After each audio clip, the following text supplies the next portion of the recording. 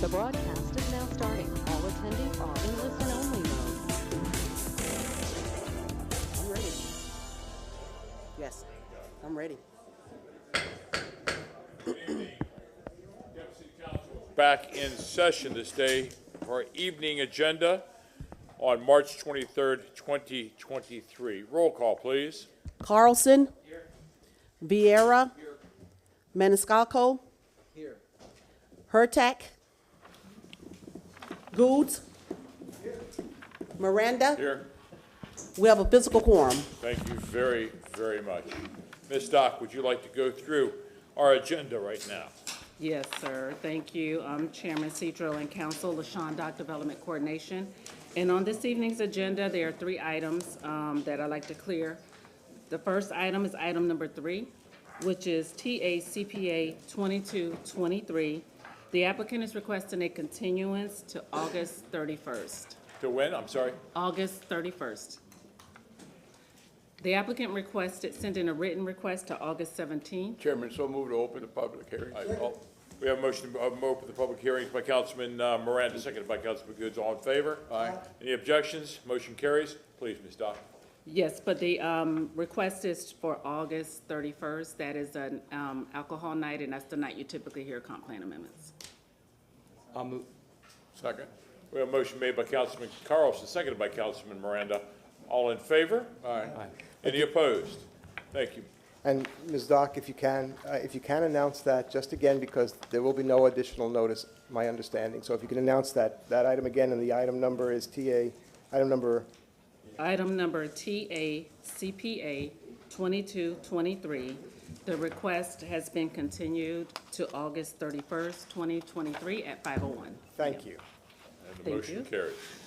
And the next item, council, is item number 5, which is TACPA 2228.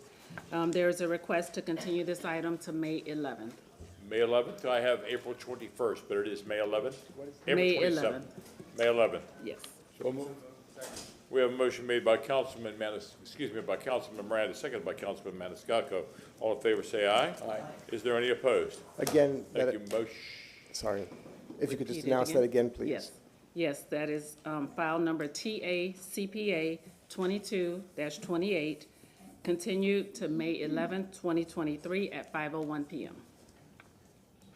Thank you. And the next one to clear on the Motion agenda. carries. Thank you, council. The next item is number 6, which is TACPA 22-31. The request is to continue this item to April 27th, 2023. We have a motion made by Councilman Miranda, seconded by Councilman Maniscalco. All in favor, say aye. Aye. Is there any opposed? Motion carries. And just to repeat again, just for the record, it is file number TACPA 22-31. This item has been continued to April 27th, 2023 at 5:01 p.m. Thank And you. that clears the agenda for this evening. Thank you, council. Motion made by Councilman Maniscalco, seconded by Councilman Goods. All in favor? Is there any objection? Motion carries. First item on the agenda, number 1, is file numbers TACPA 22-26.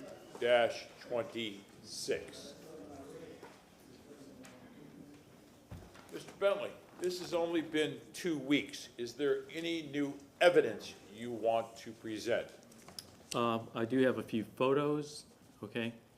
But other than that, I just want to give you just a brief synopsis. On the 23rd, the public hearing, which was continued at the suggestion of Councilman Goods, I initiated a meeting with concerned residents in the community. The meeting was well attended.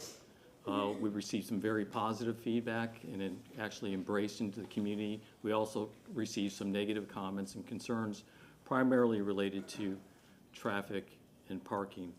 I was not personally in attendance, but Rabbi Mendy would like to address council as he was engaged in the meeting. Would just like to give you his perspective on things, if you don't mind. Will 5 minutes be enough for you for this? Yeah, I think the rabbi will take 2, then Ryan want to go over a couple of points like the photos, and then we can wrap it up and you can get to the merits and take a vote, hopefully. Okay, Thank you. thank you. Rabbi?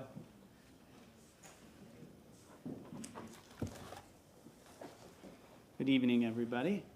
I want to start by thanking the council, although it was not my initial thought to have a continuance on our last meeting. I think it was a very valuable opportunity. We had a meeting exactly a week ago this evening. A number of the people that were at the meeting are present as well, and I'd say probably 30, maybe 30 to 40 people from the community met. Myself, Ryan, and some of the other members from our community as well were present. And it was a great opportunity, first of all, to meet them, get to know them a little bit, and likewise for them to get to know us and our organization, what we do. And most importantly, to really learn what their concerns are specifically, directly from them.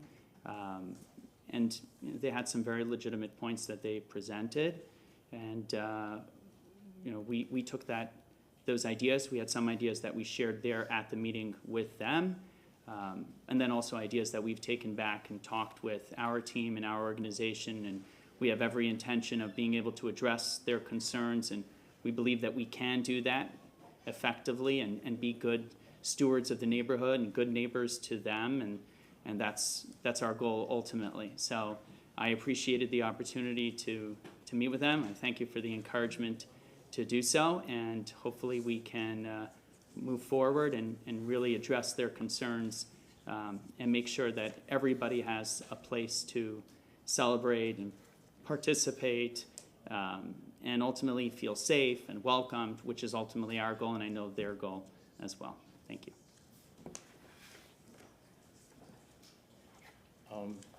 Next, I'd like to introduce Danny Collins with the Planning Commission. I'm going to hold Ryan in abeyance and just have Danny explain the nature of the NMU and consistency with that category and the intent of the category, and also kind of why it's compatible with that west side of Armenia, which there's a perception is pretty pristine residential, where actually it's a lot of mixed-use office and non-residential. Danny? Good evening. Danny Collins with your Planning Commission staff. I want to direct you to page 9 of our staff report under the second paragraph under staff analysis. So just a quick background on the Neighborhood Mixed Use 24 future land use designation. In 2015, the city of Tampa, in cooperation with the Planning Commission, created the neighborhood mixed use categories. Neighborhood Mixed Use 24 designation is limited to the city's 4 growth areas, with one of those being urban villages. The comprehensive plan describes growth areas as locations where transit is available. This site is located on North Armenia Avenue, which is a transit emphasis corridor. It's also, transit emphasis corridors are areas identified in the plan as areas suitable for redevelopment and intensification. The surrounding area is unique. You have CC 35, which is allows commercial intensive uses as well as commercial general uses up to a 2.0 FAR directly to the east of the site. Further down, you have the community mixed use 35 designation, which allows up to a 2.0 FAR. And then on the east side, you have residential 20, which that's what the site is currently designated as. The neighborhood mixed use 24 designation would allow up to a 1.0 FAR. It encourages a mixture of uses, kind of what is intended for, or the type of development we want on those corridors. It would allow consideration of multifamily, some limited commercial commercial general uses, as well as CN uses. So that's kind of the neighborhood mixed use 24 Mr. Collins, designation. one of our council people would like to have a map up as you're speaking about Sure. this, please. It's hard to visualize. Okay.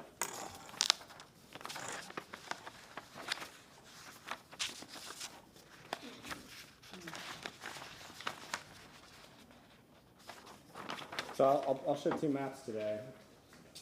This is,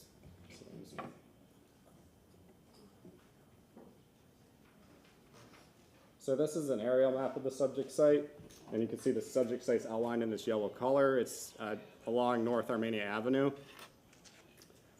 Directly to the east of the site is the Foundry Apartments. It's a five-story apartment building. And then one block southeast of the site is land that's used by the State Armory Board owns it. It's a designated CMU 35. And then you have, on Armenia, you have an office directly to the north of the subject site.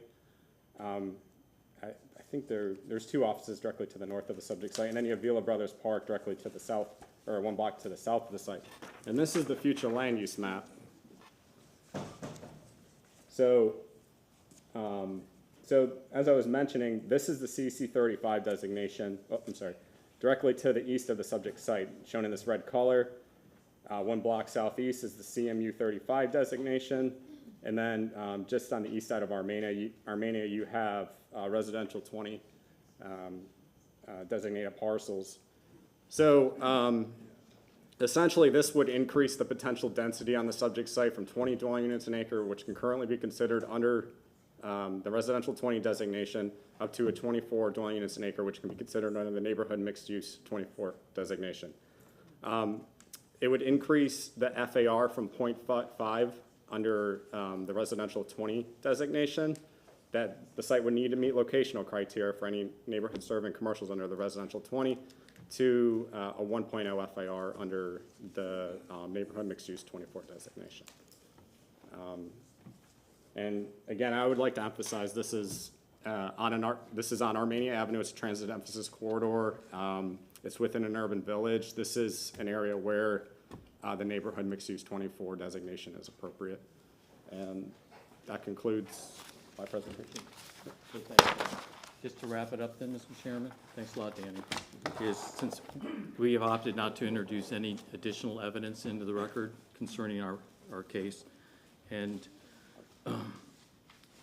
as all parties have received due process, notice, and a right to participate at this point in time, we're requesting the City Council now vote on the merits of the applicant's application, which is supported by your two professional planning staffs, your long-range planning in-house, City of Tampa, obviously the Planning Commission staff, along with a unanimous recommendation of approval by the Planning Commission finding the proposed application consistent with the comprehensive plan. We were prepared to make some changes to the project. Obviously, we're constrained by the process here that we can't get into the merits of those. So we respectfully request your approval on the application. If you have any questions, I'll certainly try and answer them. Thank you very much. Appreciate it. Question, Councilman Goode. Well, thank you, Mr. Bentley, and thank your team for at least going out there to meet with the residents. I'm sure they appreciate at least the effort of going back out there to talk with them. Even though the merits of the case, we can't go into the second portion. Were any discussions about the project given to the residents so they can understand what you're trying to do or what the goal is? There was an explanation of the project, the needs for certain components of the project. What we did, we assimilated all that information, the concerns. We weren't just dealing with one faction. There were several civic associations, okay, multiple parties. We took that information back because we had to run it through our team, our engineers, et cetera. And as a result, we came up with something that we think the project would be a little more palatable to some of the neighbors and address their concerns. Maybe not in totality, but significantly. But here again, you know, I don't mean to tease you, but I can't really talk about that stuff, you know, so. That's why I asked the question, whether that Yeah. stuff that you brought up, did you take that back to them and see what? No, we didn't have a chance to, but we wanted to, you know, the purpose of the meeting wasn't negotiation. It was to have a meeting of the minds, share and exchange information. We told them about the project. They expressed their concerns. Like I mentioned, some people were just flat out in support. That was a great project. And, you know, I'll leave it at that. So, but we were prepared to do is present it to council. You know,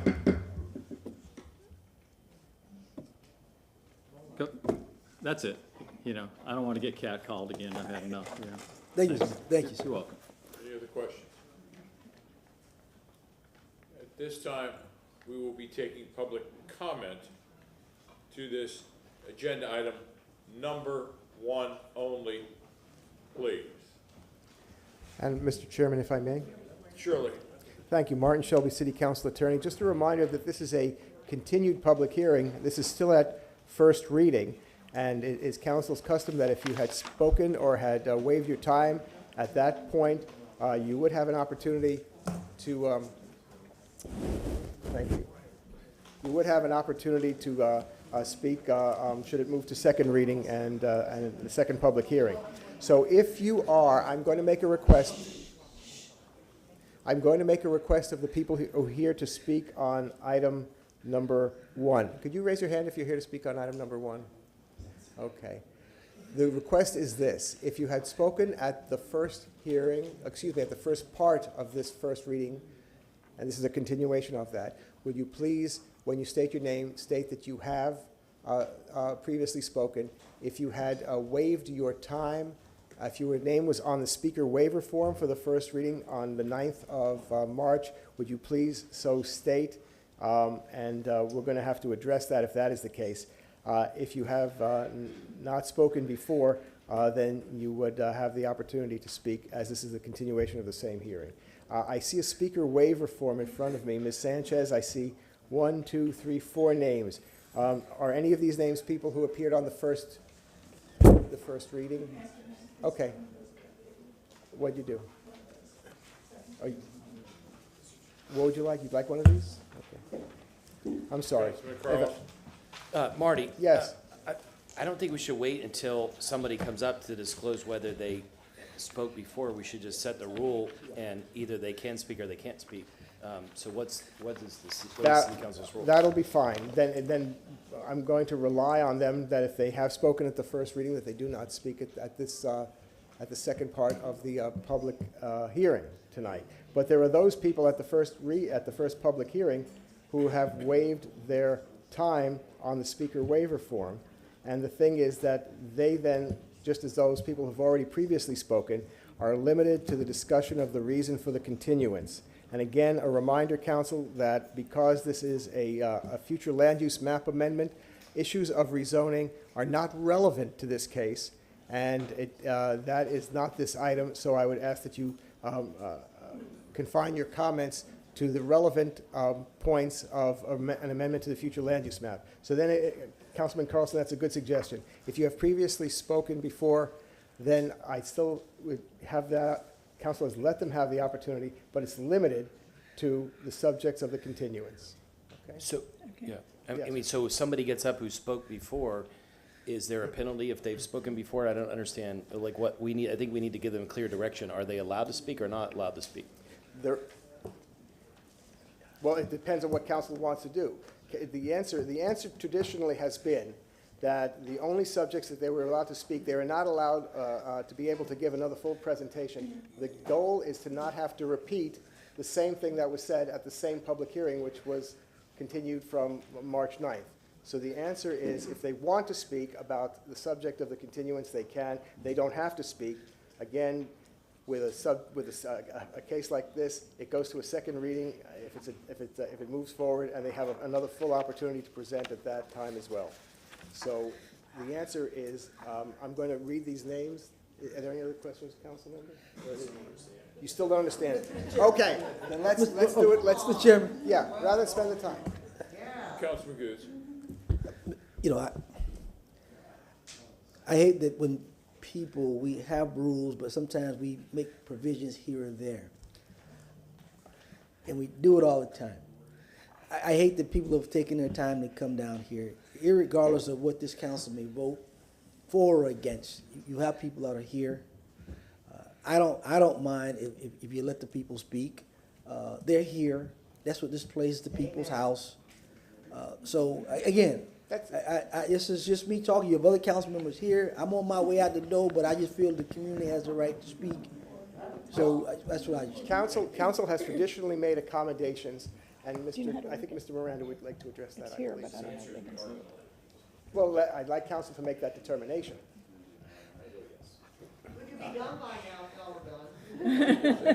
Excuse, if I may, thank you very much. Mr. Shelby, we're going to allow the audience to speak. They will speak to agenda item number 1 only, irregardless of whether they have spoken before or not.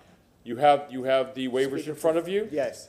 Please, that, thank you. let's go ahead and proceed, okay? Thank you, council. By unanimous Thank you. consent, we're going to move forward with that. Then I'm going to call these names. And again, before I do that, just a reminder that Mr. Bentley, the applicant, the applicant's representative, has the opportunity for rebuttal when that time comes. Jerome Adcock? Yeah. Thank you. Benita DaCosta? Right here. Thank you. Mark Hoop?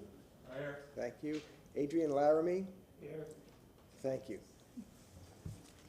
And 4 extra minutes for a total of 7. Okay. Thank you, council. That simplifies things tremendously. Ms. Sanchez. Could I get somebody to get this overhead to work? It's this overhead you just saw. IT? Yeah. Thank you. I think it's PC, right? Okay. This is the overhead you just saw that was just presented to you. And I want to show that it actually works for us. It should be working for us. There's only one parcel, the parcel in question. I'm sorry, did you give your name? I'm Oh, sorry. I'm sorry, Sandra De Diego Sanchez, 2705 Fig Street. I live in the Army Gardens community and am vice president of the Army Gardens Civic Association, okay? The reason I put this up here is basically because I want you to see there is nothing on the west side of Armenia that takes in this kind of, I guess, mass building that takes up a lot of space. I know I can't say too much of this, but I want to be clear that this discussion and report is about the meeting March 16th between neighbors in and around Armory Gardens and the applicant. Even though I sent you minutes from the meeting, I have my own notes that I would like to share. First, I'd like to thank all the folks from the Armory Gardens community that attended the meeting on the evening of March 16th, and also the other 8 communities that sent representatives: North Hyde Park, Midtown, Oakland Park, McFarland Park, West River, Davis Island, Virginia Park, and Gandy, and they are also here tonight. During the meeting, it was mentioned that should this text amendment go forward, it would not only affect the Armory Gardens neighborhood, but set a precedent for future development within Armory Gardens and any other organized and stable community, otherwise known as an urban village.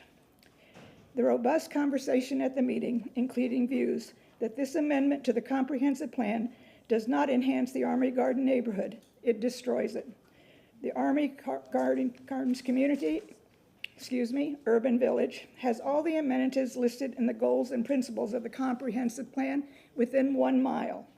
Meeting places, parks, retail, groceries, Tampa General outpatient, doctor's offices, veterinarians, light commercial, restaurant, bars, Alessi's, Rolling Oats, food store, nail salons, high-density residential, and the multifamily housing.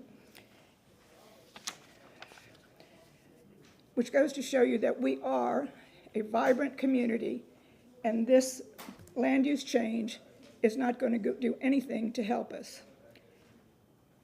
During the discussion, it was brought out that the text amendment is a bonus to only one entity, the applicant. Changing from R20 to NM24 doubles the square footage and increases the density allotted previously. It does not provide comprehensive plan's goals such as recreation, public meeting place, retail, commercial, or employment. The group was waiting to hear the benefits. That did not happen. At the meeting, I reminded the crowd that if this text amendment is passed, it changes the land use permanently. It stays with the land. If the applicant decides not to endanger his congregation and the Armory Gardens community by not building this site, the land use stays. The change makes the property itself more valuable for resale. The change is permanent. Why change the comp plan for one small parcel of land that brings danger both to the applicant's followers and the abutting neighborhoods? At the meeting, a neighbor brought up that change would lower property values and would add chaos to the community. Over and over again, the questions were the same, and they went unanswered. The applicant stated he was not in any negotiations to alleviate any of the issues that the neighborhood brought up. One in particular, which I cannot say. The group agreed that changes in the text amendment would not enhance the community but disrupt it. The opinion was voiced throughout the meeting. Nobody agreed with the applicant. Why would you penalize a community of 762 homes by voting for a text amendment that does not take location, safety, and humanity into the consideration and helps one and ignores the others, the many. Please deny this amendment. Yes.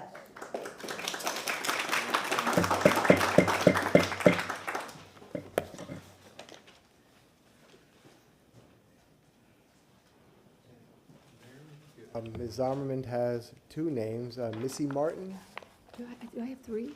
You have three. Oh, I see a third one. There you go. Thank you. And Andy Lawrence. Right here. And is it Carmen Vega? Okay, thank you. That's 3 plus 3 is 16.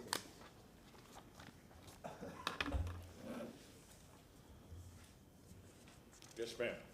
Debbie Zimmerman, 190, oh wait, do I have to give my address? Please state your name for us. Debbie Zimmerman. I wanted to follow up on Ms. Sanchez's comments. The map's not showing. Yes. Oh, okay.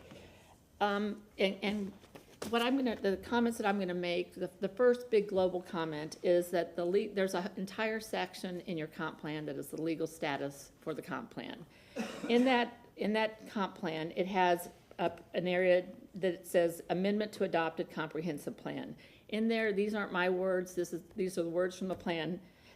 These comprehensive plan represents amendment of any aspect of the comprehensive plan represents a major policy decision by the Tampa City Council.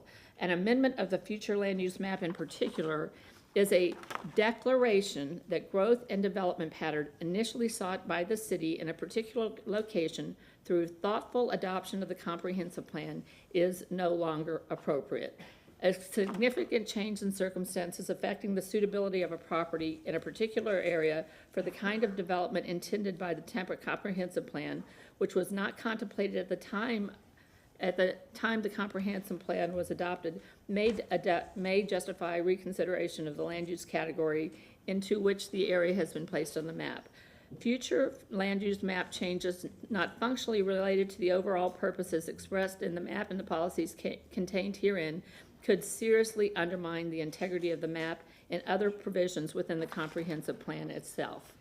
So what is lacking from this application is the big picture justification of why a very small site, approximately 1/4 of an acre as I recall, is becoming the catalyst for this change in an area that, if you look at it, this is residential, it's very clear on the map, there's other direction in the comprehensive plan, how these maps are the picture of what the intent is. So this is all residential. What's not been addressed when they're addressing what is to the east of the site is this is a CRA. A CRA is very different from a residential community. And the fact that it's a CRA was actually in the report by the city planning department, Stephen Benson, director, and it was prepared by Danny Collins, or it was submitted to Danny Collins. And in the relevant policies and staff recommendations in this report says the subject site is outside but immediately adjacent to the West Tampa Community Redevelopment Area. So we know it's a redevelopment area. There are no other parcels within the proposed future land use designation adjacent to the site. The nearest being over 3/4 of a mile. I can kind of skip that stuff. The last sentence is, this proposal would add the potential of additional density and commercial uses to a residential neighborhood. The applicant has addressed commercial uses on the west side of the street. None of them are as intense as what is on the CRA side. And these commercial uses are allowed in this district, it's my understanding. So the issue here is that you're wanting something that's twice as big than what's presently allowed, and that has been addressed in previous presentations, so I won't hit it again. I've sent 4 emails, I believe, to all of you. I sent it to the Quasi Box and City Council. So I think I've provided detail because we were instructed that we can't speak with our City Council members, that we have to put items in writing, which a discussion would be a much easier way to convey the information versus kind of pulling out the rabbit from the hat and assuming that I know what questions you would ask. So I tried to address the questions I thought you would ask, and if they weren't on point, my apologies. What I did do, because I think this is very important, is I created a motion helper for this item, and I thought I brought it up here. And within my motion helper, I address the lack of justification for the amendment application. I address Tampa Comprehensive Plan conflicts, inconsistencies, or deficiencies.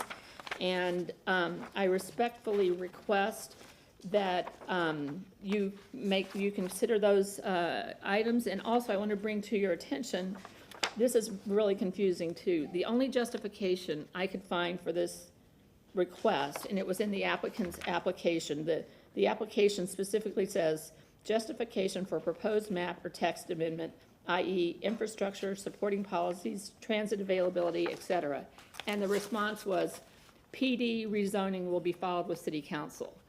I don't know how that is anything close to a justification that meets the level of policy or change of circumstances that's contemplated for a major decision. The only reason this is being done is for a PD rezoning for a very small site. And we can't talk about that PD rezoning, but it's in the staff report from the Planning Council. It was discussed numerous times by the applicant in the original meeting. And if there's other justification, potentially the applicant, when they have their rebuttal, they can say where that is in the record and how it was conveyed to you, because I don't know what it is, other than the PD on an area that's being justified by a CRA on the other side. These are two totally different development concepts.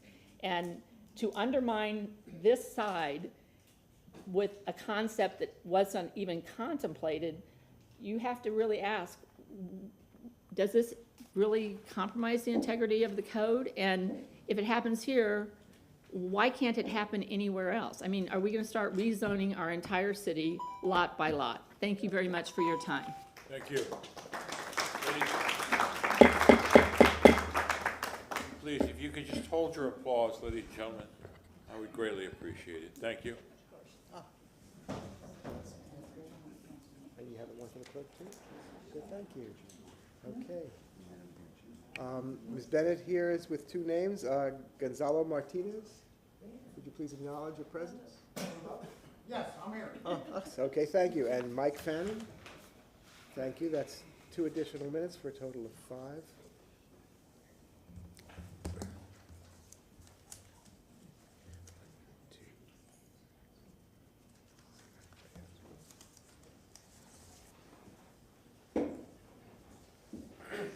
Ms. Bennett, I was gonna wait till he handed those things out for y'all. please proceed.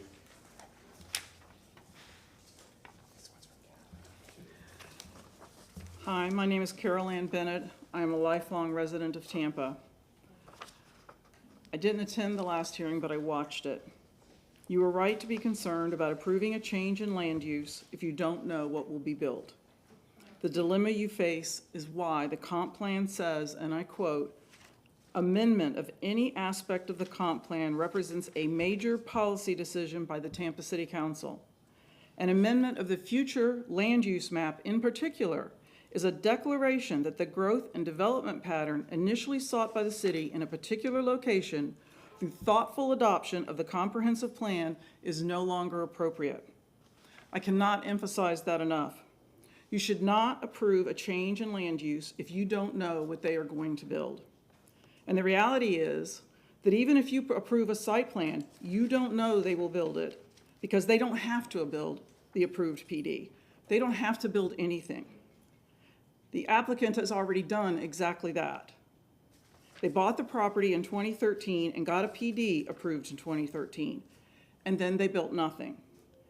In 2018, they started the process and were told they needed some things like sprinklers, fire-safe openings near the stairs, etc.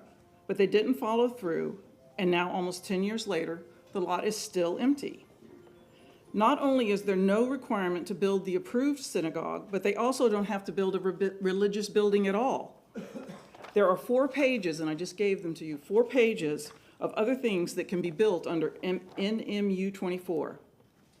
They can scrap their current plan and build anything on those 4 pages. This land use change doubles the structure size from 6,000 to 12,000 square feet, so they can build twice as much of anything on these 4 pages. Anything of that mega size will result in street parking on roads that are only 17 or 18 feet wide in this old neighborhood. We all know that something that big on a lot this small will result in parking in people's yards and blocking of the streets and driveways. It's inevitable. And since this change of land use is permanent and runs with the land, they can turn around and sell it to someone else. And the new owners can build 12,000 square feet of anything on those 4 pages. There are lots of online articles about making profits through rezoning. It is well known that although builders make big profits, the biggest windfalls go to property owners who get changes in land use and zoning and make a killing. Articles give examples of property values doubling, tripling, and even quadrupling through a change in land use or rezoning. This excerpt from one article sums it up. The idea is to buy a property and get a new zoning designation which makes it more valuable. If you can get the zoning change, you can then resell the property for a profit. They currently have a PD for a 65-seat synagogue that requires 20 parking spaces, which were easily provided because the building was only 6,000 square feet.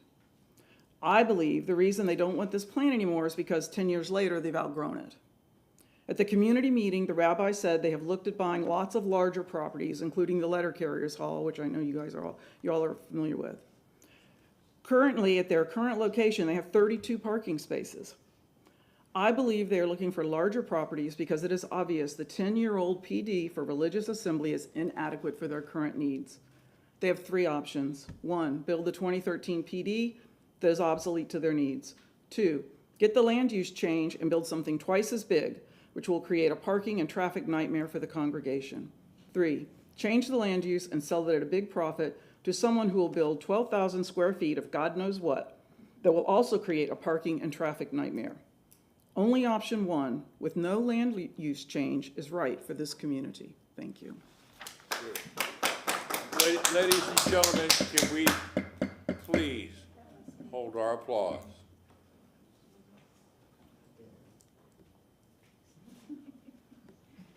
Hello.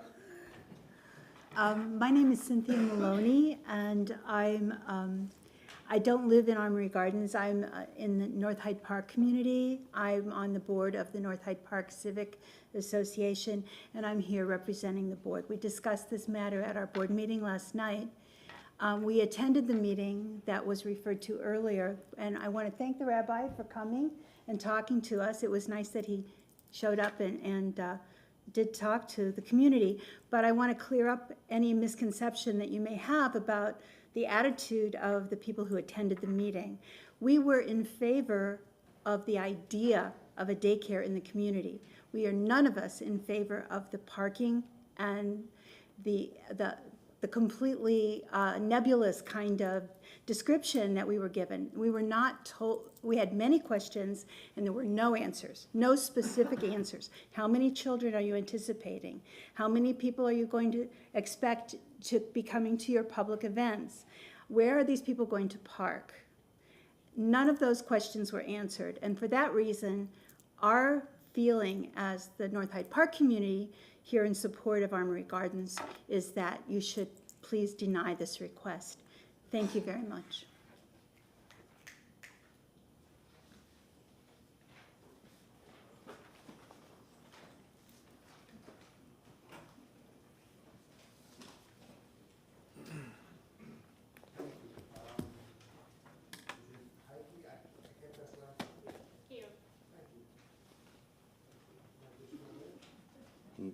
Don't all use them all, but good to have them. Good evening, City Council. My name is Jeffrey Ball. I'm actually the president of the Armory Gardens Civic Association, and I've lived in the neighborhood 10 years. I've actually lived in 2 different houses in the neighborhood. I've loved it so much, when I upgraded my family, moved close to the park, and I think you're well aware of Beaver Rose Park being our neighbor too. Came out here today in opposition of the proposed zoning for some great, legal and specifics on some of those aspects, but kind of just from, hearing from residents, specifically at the meeting and in other discussions that we've had, they echo some of our major concerns around, what additional density will do and bring to what you saw was a new corridor that currently is all residential or residential office use.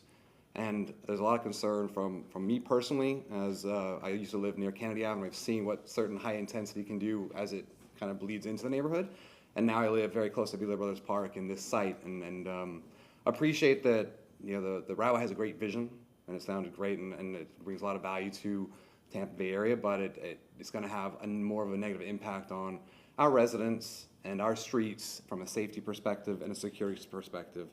You know, overall, just want to share that, you know, community wanted to hear out what was proposed there, was open to just understanding kind of what the old vision was, the new vision was, how it could be done, threw out some ideas that might help, but I just don't think the vision and what maybe said before is the growth of this congregation, and the site is still, you know, the same size site that it always was in 2013, is going to allow his vision to kind of take place in our neighborhood without really having a significant detriment to our residents.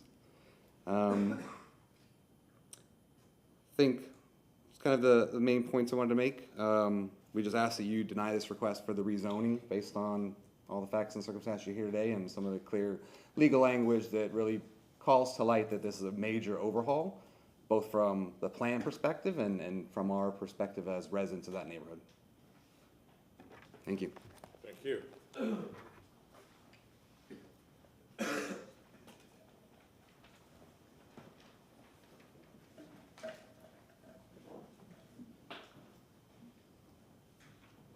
Ms. Ritchie has two names, Kate Hittel, thank you, and Kyle Shepard.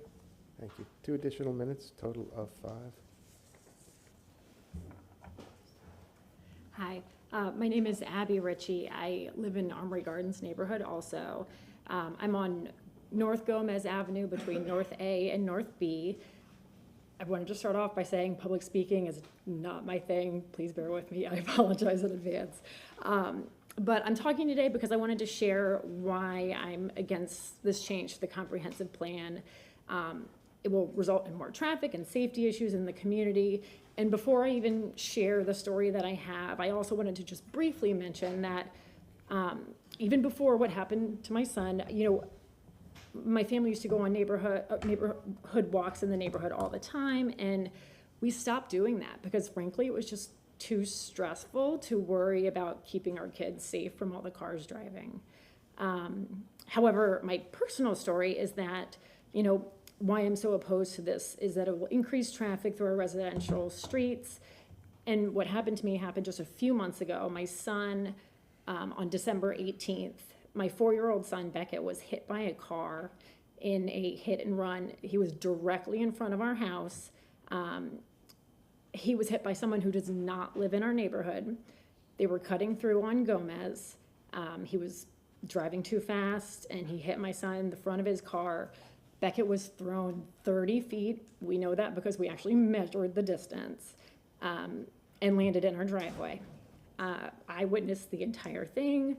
When I ran up to him and scooped him up off the driveway, I was certain that his skull was open, with brain exposed. I actually do know a fair amount about head injury as well, and based on what I saw and the amount of blood that I saw, it was terrifying.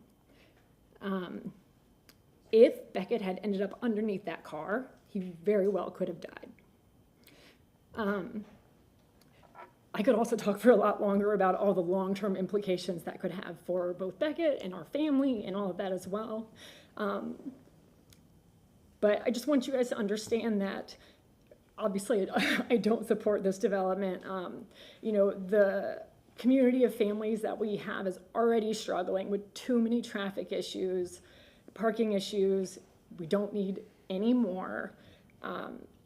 One last thing that I just wanted to mention, last week when we met with the rabbi, he mentioned that, you know, he just had trust that the people going to the Chabad would do the right thing in regards to responsible parking and driving in our neighborhood, despite not having enough parking spaces for themselves.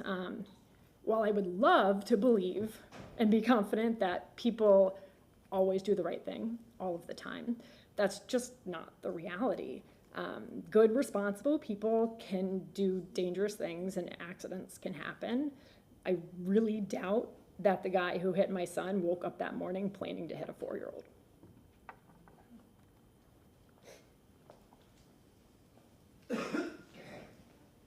Good evening, Council. My name is Jack Ross, City of Tampa, 449 South 12th Street. I'm here to speak in support of the applicant. I understand from the comments that have come up before, and what you're now considering is the continuity and the consistency of community. It's important, though, to consider that not in the vacuum of who the applicant is, because there is nothing more communal than the Chabad Association. Now, I know that's my subjective analysis, but they're a global organization. They exist in neighborhoods and in urban areas and in rural areas, and they bring community in every sense of what community means. In addition, the organization and Mendy himself is an integral part of the Tampa JCC and Federation operations at the Glazer JCC. And in their reception of their constituents and their community, they don't make any qualms about race and gender and religion, et cetera. It's truly a building block of community, and I don't think that there can be anything more consistent than what you're considering tonight, and I would ask that you approve the application. Thank you. I'm gonna park at your place then. You can park at mine. Hey,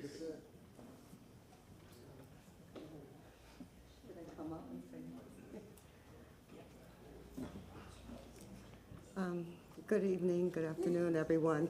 My name is Deborah Simonet. I am a resident now of Tampa. My family has been, they're Floridians, and I was born in New York because my parents came to New York at a time after the World War II when there were many jobs, but they came back to Florida in the 1980s. I stayed, went to school, and I'm back. I retired after almost 40 years in medicine, and I retired and came back to Florida. Why did I choose Tampa?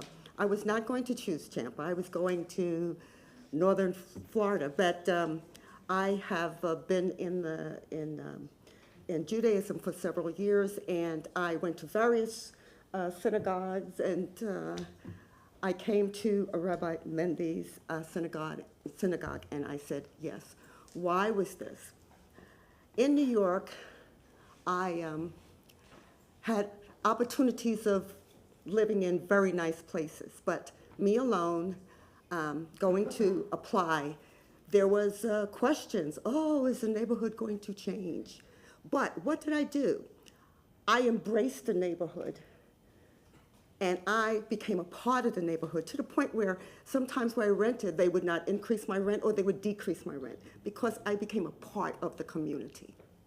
And so when I came down and I came to this particular synagogue, I was welcomed. Does that mean every place I go I'm welcome? Absolutely not, but hey, it is what it is. I was welcome, and I chose Tampa. And I think that when you're going into a community, you have to listen, you have to respect, and you have to be flexible. You must be. And I hear about the movement and the traffic, and I know how narrow the streets are. So you make provisions. You don't allow a person to come to the synagogue, one person in the car. You group them up, and then you have special people to remove the car. There are many things that you can do so that you don't congest an area. You have to hear the community. I agree. No one wants a community with traffic all the time. And also, you want those people in the community that are going to embrace the community. And not every church, not every synagogue does, but this one does. And so I'm saying to look at the synagogue and the center, and how is it going to be positive in this community? Because that's what you want. You do not, and another thing I want to ask, how many people were here in 1959? Anyone here? Yay, thank you. So was I. That's true. Ma'am, in that time, you're speaking to I'm counsel, sorry. please. In that time, in the 1950s and the 1960s, I came. This is not the Tampa of 1960. 30 seconds more, ma'am. This is not the Tampa of 1960. It's changed for the better, and it will continue to change for the better if you listen and respect and be flexible. That's it. Ladies and gentlemen in chambers, I understand your zeal for your community. However, please do not speak to the people that are speaking. I would ask you to please not applaud. And if you do not follow those rules, I'm going to ask everyone to leave with the exception of the applicant and the people that are speaking. Please and thank you. Yes, ma'am. Hi, I'm Cheryl Palmer, 9108 Bay Club Court. Although I don't live in the area, I attend the Chabad here. I also am a member at JCC, so I'm constantly in the area that we are describing. Additionally, I'm here just as a person of the community, but also I am a commercial real estate agent. So understanding how these, what people are aware of or what they anticipate as we go through these processes and procedures, it almost seems like anything potentially can happen that you fear might. But the rabbi is not a planner, and we have them here. And nobody gets a building permit unless certain criteria are met. And, you know, that they have to meet with fire and safety. They have to meet with all of the different departments involved with the city planning in order that everything is made right to alleviate any concerns that the neighborhood would have. And now they've had an opportunity to express those concerns. It can be something that they can address and I'm sure modify to ensure that those concerns can be alleviated. And I do know that I've had the privilege in commercial real estate. We always think about the office buildings and the retail, but there is the use for places of worship. And I've had the privilege of working with many different denominations. And the challenge is, of course, finding a location, a lot that will permit it. And then, of course, we can always, and that addresses the concerns about growing out of it. So that's legitimate. So it's not uncommon that you would seek to make sure, because you do want this to be not a transient type of thing. We would like our places of worship that I can only imagine any place of worship would be only a benefit to a community. And I think that hearing the concerns, I understand, as we hear in all of the development that's going on in Tampa, the traffic is the number one concern. I know that I travel Armenia coming to JCC, coming to the Chabad.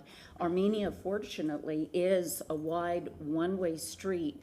And, you know, things are set up relatively well, but I'm sure between the discussions, they can probably satisfy the residents of the area if they stay open-minded to know that the concerns will be addressed.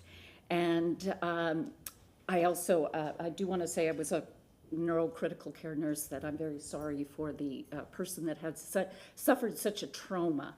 And because I do know what that is very much firsthand. And these are the things that we want to avoid. And that is where I believe the Chabad House believe in with certainty that they would not do anything that would bring any harm to the neighborhood or to the people there. And to address the safety and security, we have an Israeli army person who is there for every meeting, and there is availability for public meeting because it will be a place that will be an open door. So I thank you and am in support. Thank you.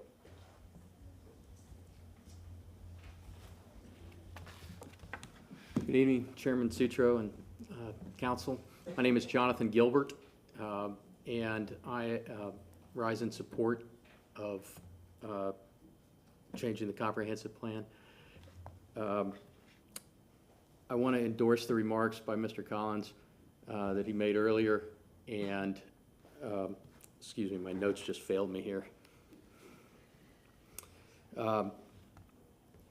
Without getting into who is going to be using the property, and the use that they're going to put to it, I'd like to say that I read the documents that were online, the reports of the departments and the agencies, and I see that they are all in agreement that this is appropriate. And so I would just like to add my endorsement to that I think it's appropriate, and that wish you all would approve it. Thank you. Thank you. Good evening, Andrew Aubrey, 505 North Gomez. I was the past president of Oakford Park for about 7 years. We've been fighting these kinds of challenges for many years. I'm here to tell you that I don't support this. I think that the land use map is here for a reason. We should be following that. A lot of the high density they're talking about is to east of this property. Armenia is like a highway. We're about to redo a park that has no parking, okay, except on Armenia, that they share with the JCC, that they share with the Foundry, okay? All these places have already gotten reduction in parking because of you guys. And we have problems with that in the community today that we've seen. It's in the paper every day. The JCC is supposedly figuring it out. I've been a member of the JCC. My kids go there. I swim there, okay? I love the place. But we need more parking for these kinds of facilities. And it just doesn't fit. And so somebody at the meeting talked about putting 5 pounds in a 1 pound bag. And this is what this seems like is going on. We're trying to fit something that's ginormous, changing something that's going to be down the road a very slippery slope for all of us, okay? Because like they said, one by one, what stops somebody from doing this in the middle of a residential community, right? And so it's setting a precedent that I definitely don't agree with. And I would tell you guys to vote this down and to find ways, you know, I think it's a great idea. I just think it's too big. And the vision is way too grand for the location. And I'll give you one prime example. The TGH is building on Kennedy Boulevard a new emergency room. Ginormous property. They're only building it 1 story. Why? If we want to build so densely and we want to build things like this, why didn't you guys mandate that they build that 5 stories tall and put a parking garage there so that it can have future uses and other people can build around the area? No, we're building. It's not even done. It's 1 story. But they have plenty of parking. So why are we trying to fit something so big in such a small little box? I don't understand that. And I would ask you guys to vote this down and vote any future kind of thing like this that's going to set a bad precedent for our neighborhood. We're predominantly a single-family residential neighborhood, and that's how we all want to stay. Thank you. Thank you. Good evening, Sean Wilson, 3714 West Roland Street. I live in the Bon Air neighborhood, which also has frontage on some fairly major streets, for example, Kennedy and Dale Mabry, and we deal with it. And when I looked at this, I am supporting staff recommendation. I urge you to adopt staff recommendation to approve this future land use amendment. I think it makes a lot of sense. Armenia is a corridor, just like Kennedy and Dale Mabry are corridors. And when I looked at the map that the gentleman put up before, and I saw the red on the right and the brown on the left, and I'm also a real estate developer and a civic activist, I ask, why isn't it red on the left? I mean, both of the frontages on Armenia should be the same. That, to me, that makes better planning sense than having one future land use on one side of Armenia and the other on the other side. It would be equivalent to, in my neighborhood, having residential on Kennedy or residential on Dale Mabry. Nobody would ever imagine that you would have residential on Dale Mabry on Kennedy, but we have single-family residential right behind those more intense lots, and it works. And so I think that it makes a lot of sense from a planning perspective to encourage more intense development right up on Armenia, back, down halfway down the block. No, but right up on Armenia, it makes a lot of sense. And so again, I urge you to adopt staff recommendation and the recommendation of, I believe, the other boards that have looked at it and approved this future land use amendment. And I do agree with the one comment that the prior person made, that we should see 4- and 5-story buildings all up and down Kennedy, but that will take decades to happen, and those are bigger issues to deal with. So thank you very much, and good luck voting. Thank you. Thank you. Can I put this on the projector? This is something that was given to me. Hi, my name is David Goldshine. Thanks for having me here. Mendy asked me to come speak before you guys. I have the property at 2333 West Cypress Street, so I'm literally a block away from where this proposed building will be. I'm also a member of the congregation, and I am looking forward to finally seeing Mendy's vision in this area. I remember speaking before you guys, well, not all of you guys, a few years ago when I was approved for a CRA, which has helped me improve that corner of Cypress and Armenia. I don't know if anyone's driven by there, but that is my dental office. And I think the change is pretty positive. And the comments I get for what I've been able to develop with my vision, because I was scared and I didn't know what I was doing either. And I just knew that I wanted to build something great, not just on the inside, because a lot of business owners focus on how can I make the most money. But I also wanted to focus on the outside. And how could I really take my vision and make the outside of this building and what I do with this corner be everything that I want to do inside. And I believe the same thing will happen with Mendy. I've been a friend of the family and a congregant for well over a decade now, and I've seen how he has grown from his house to a very small upstairs building to a new building, and I think this will only further enhance this. Everything they do is great. It's done well. It's done beautifully.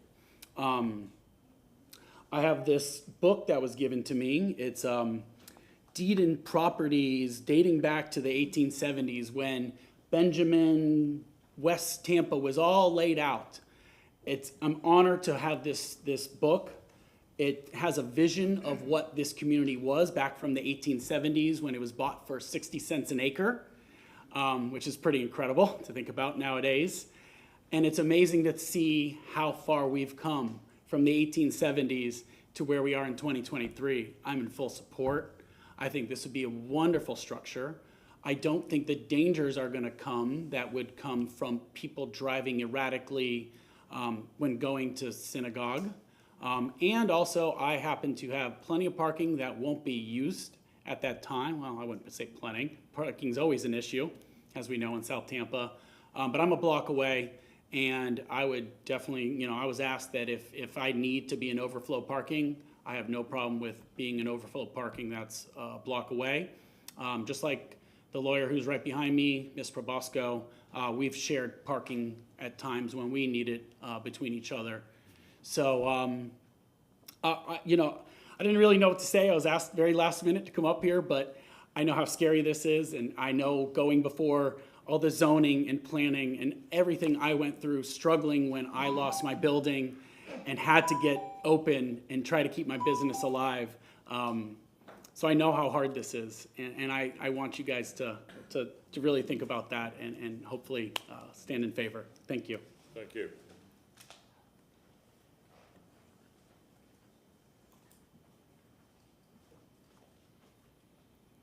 Hi, Janice Katz, and I live in Armory Gardens. I'm the secretary of Armory Gardens, and I'm a residential realtor in the area.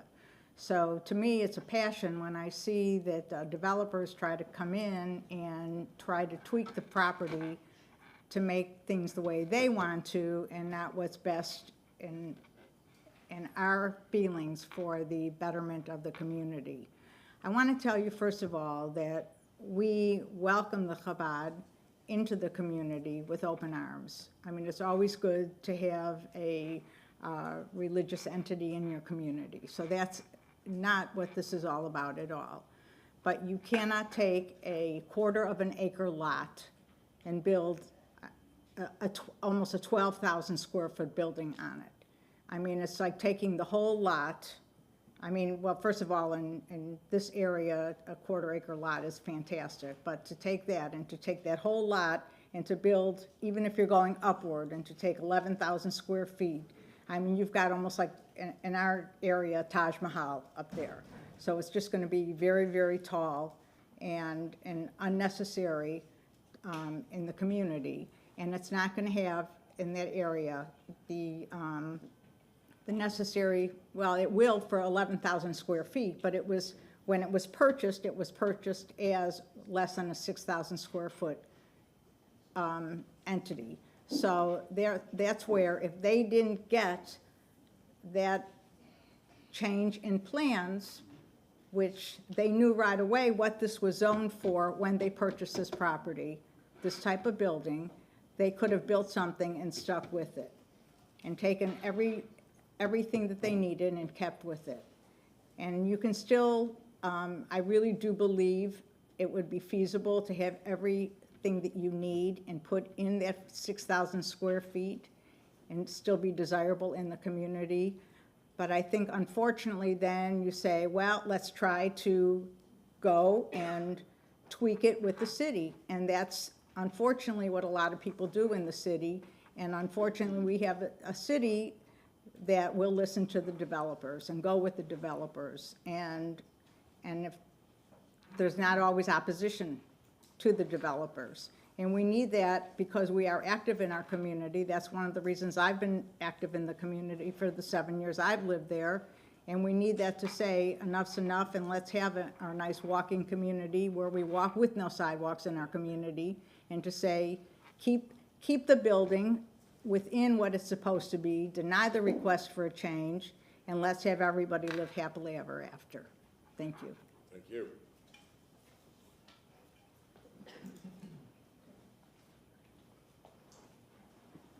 Hello, my name is Mariela Saban.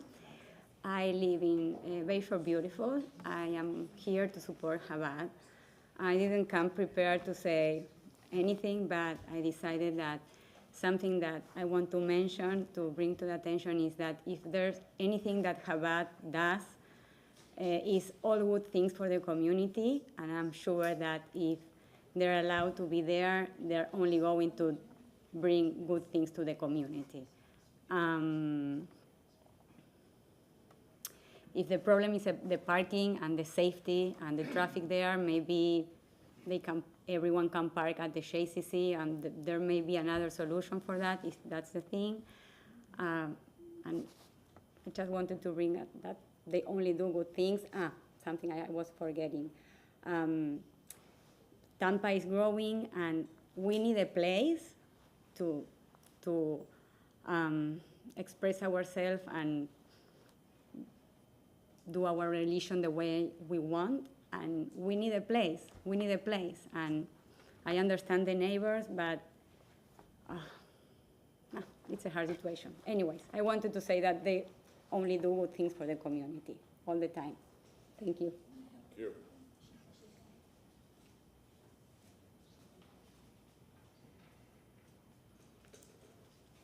Good evening, City Councilman. It's a pleasure to be here with you again, and I thank you for your time. My name is Martha Vila. I live at 3209 West Sitka Street, but I spent a whole lot of time at 700 North Avenue, the community known as Armory Gardens, the home of the Vila Brothers Park. This park was made in honor to the military service of 7 brothers from this area in their contribution to our freedom. This story you all know well. I stand before you again today asking that you protect the value of the use for the park for the residents of Armory Gardens, and to make an effort to secure the parking around the park for the use of its residents.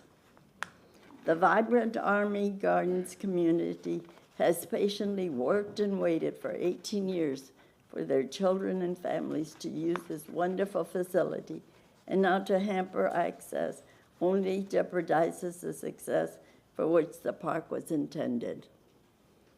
For this reason, I recommend the application before you is denied. I thank you for your best help, your past help, and look forward to seeing you at the opening of this beautiful red, white, and blue park. And don't forget my birthday.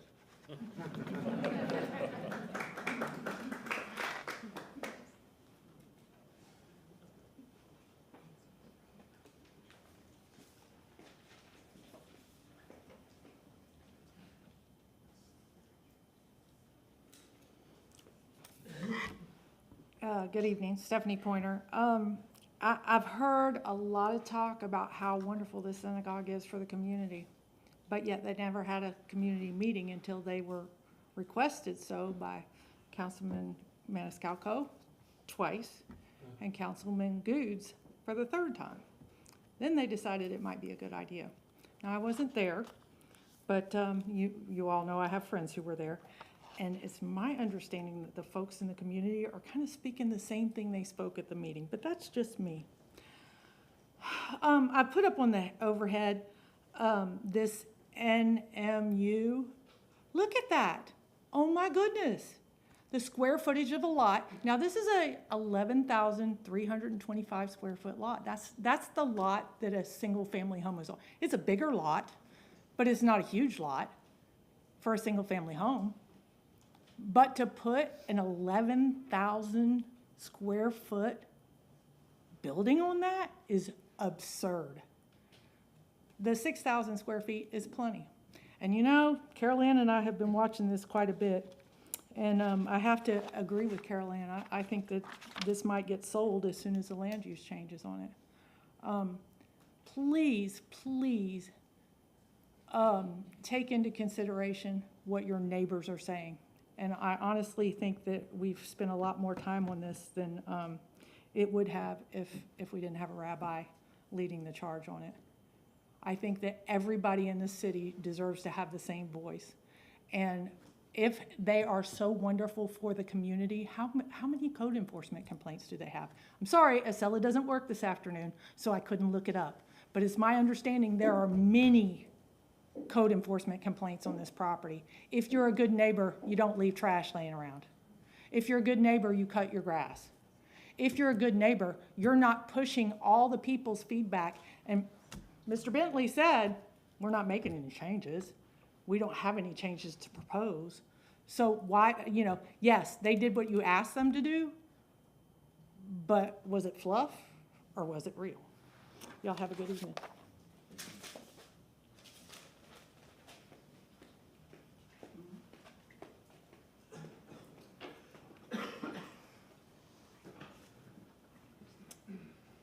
Good evening, Chairman and Council, and I thank you for the opportunity of talking tonight. I came to Tampa over 30 years ago as the city's consultant to get the Straz built, which was done and completed and we all enjoy. I was next the consultant for the Convention Center, which is a proud addition to Tampa's business community. I have lived in Hyde Park for the last 30 years, and during that time, I have become familiar with not only Mendy, but Mendy's entire family. I have attended services in his father's synagogue and Mendy's synagogue, and I can assure you, members of council, that what is proposed by Mendy will be honored as being a good neighbor. I have actually seen the preliminary plans and drawings for this building. And it is not a blunt commercial building. It is more residential in style. It also has the provision, as far as I recall, to have parking below the first floor of the building, therefore freeing up the lot for additional parking. So in other words, it's not a building plus parking, but it is a building which will accommodate parking within the building. I think in closing, I would strongly support this zoning change for the accommodation of this building. I think the Chabad synagogue will be an excellent neighbor and very cognizant of their neighbors' desires and wishes to be good neighbors. Thank you. Sir, can you give us your name, please?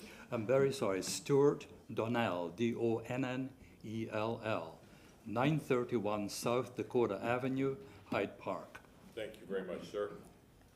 Is there anyone else in chambers that wishes to give public comment? If I see no one else lining up, this gentleman will be the last speaker. Sir? Good evening. My name is Angel Urbina. I came in support of the amendment to allow Chabad South Tampa to have a place of worship, not only a place of worship, but a place of education and family support. And I believe that with all the surroundings, all the negative that we have around in this city, like places like clubs, bars that people go to have entertainment, having a place where people go to receive the Word of God and also to be part of the community. It's a good place to have in this community. Thank you very much. Thank you. Petitioner, it's your time for rebuttal. Okay, can I have about 6 minutes, Sure. Council? Is that okay? Just a couple points, then I'm going to turn it over to Ryan, and then last word by the rabbi. Just a couple of these comments, and I don't know if they influence you or sunk in, but Ms. Bennett misstated a couple things. She said that the zoning would be NMU 24, which would allow 4 pages of uses, some not very desirable. That's not true. The zoning would be PD. It'd actually be for residential support uses. I can't get into zoning issues, but in any event, it's not office, it's not retail. And the existing zoning is already for residential support, with about the same height of the building. Then Ms. Pointer got up there, and I think she said some somewhat irresponsible things, that she has no first knowledge of anything, but she alleged code enforcement violations. She speculated that the client's motivation is to sell the property, which is totally untrue. And I just, it's hard to take things like that, when someone has absolutely no knowledge and just kind of putting the client in a bad light, petitioner. And if we got to item number 2, you've got the backup, and we have methods to address the parking deficiency that's referenced in the site plan. And hopefully we make it to item number 2, then we can kind of get into it, and I think address a lot of the concerns that have been raised.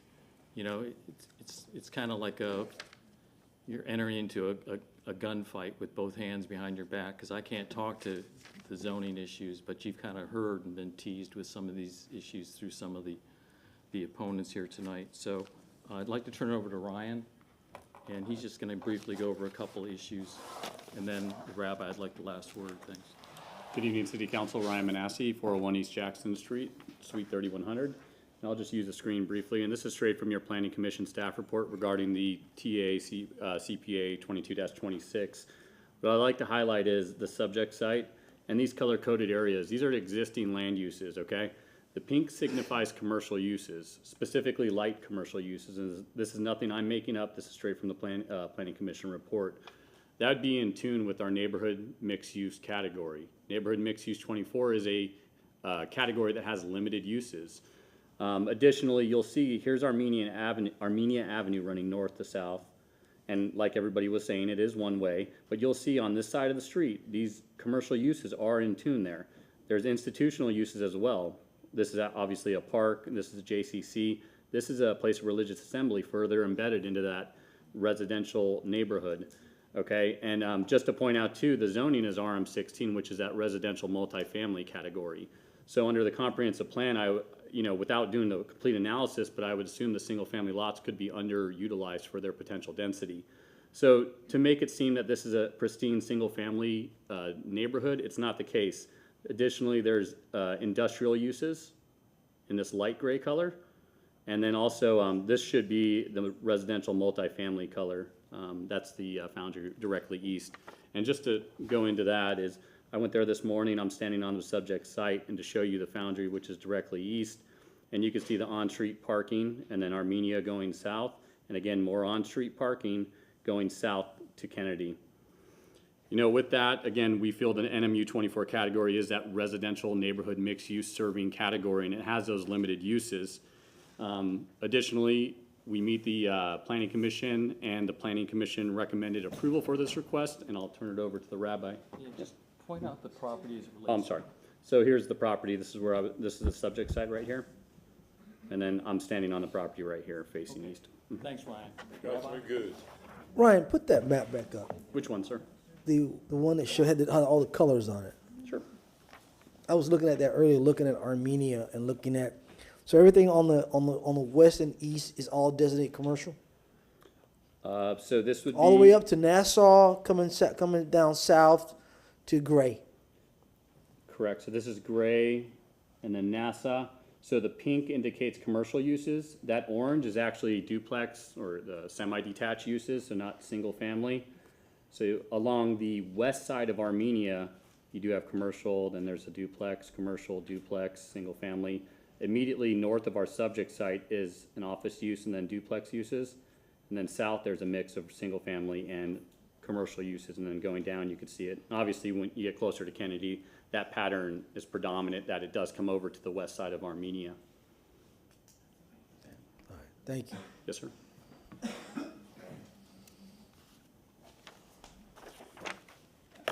I know this has been a contentious issue. It definitely was not my intention when I began this process, and I tried to follow the process as it was put in place. I respect and value the feedback that we heard today. I do want to clarify a couple of things because I feel like my integrity has been challenged here. I have no intention of selling that project or that parcel. I've made that quite clear. I've worked hard to develop a reputation here in the community, and when people call me a liar, that is personally insulting.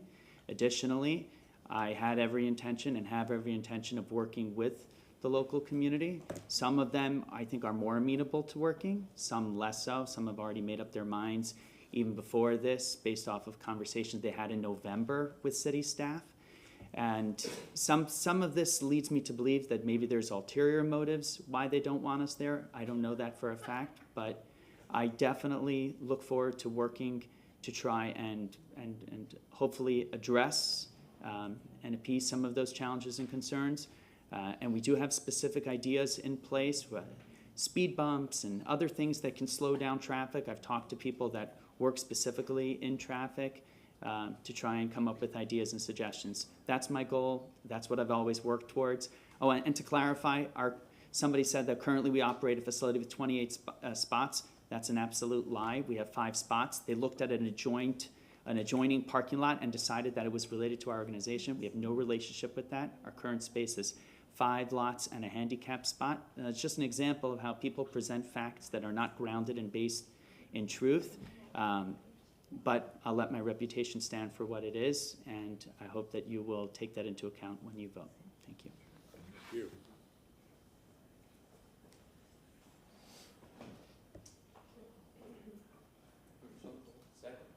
We have a motion closed by Councilman Maniscalco, seconded by Councilman Vieira. All in favor say aye. Aye.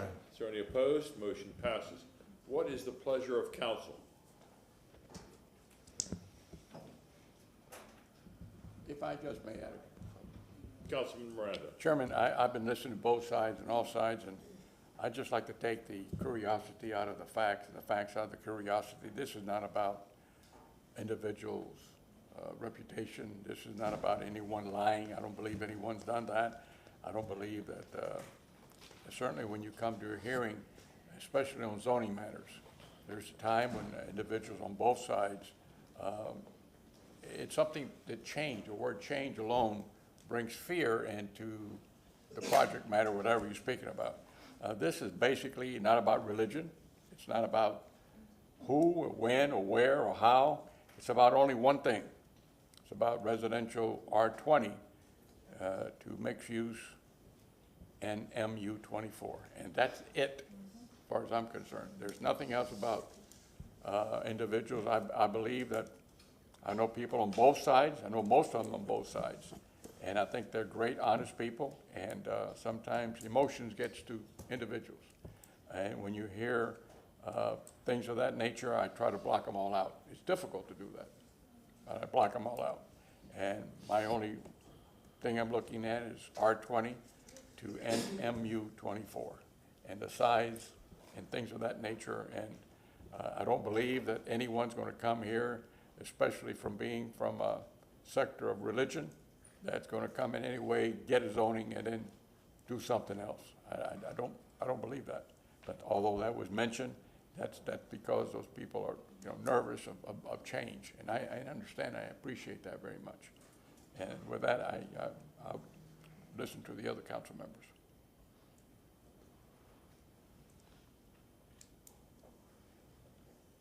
I'll give my thoughts.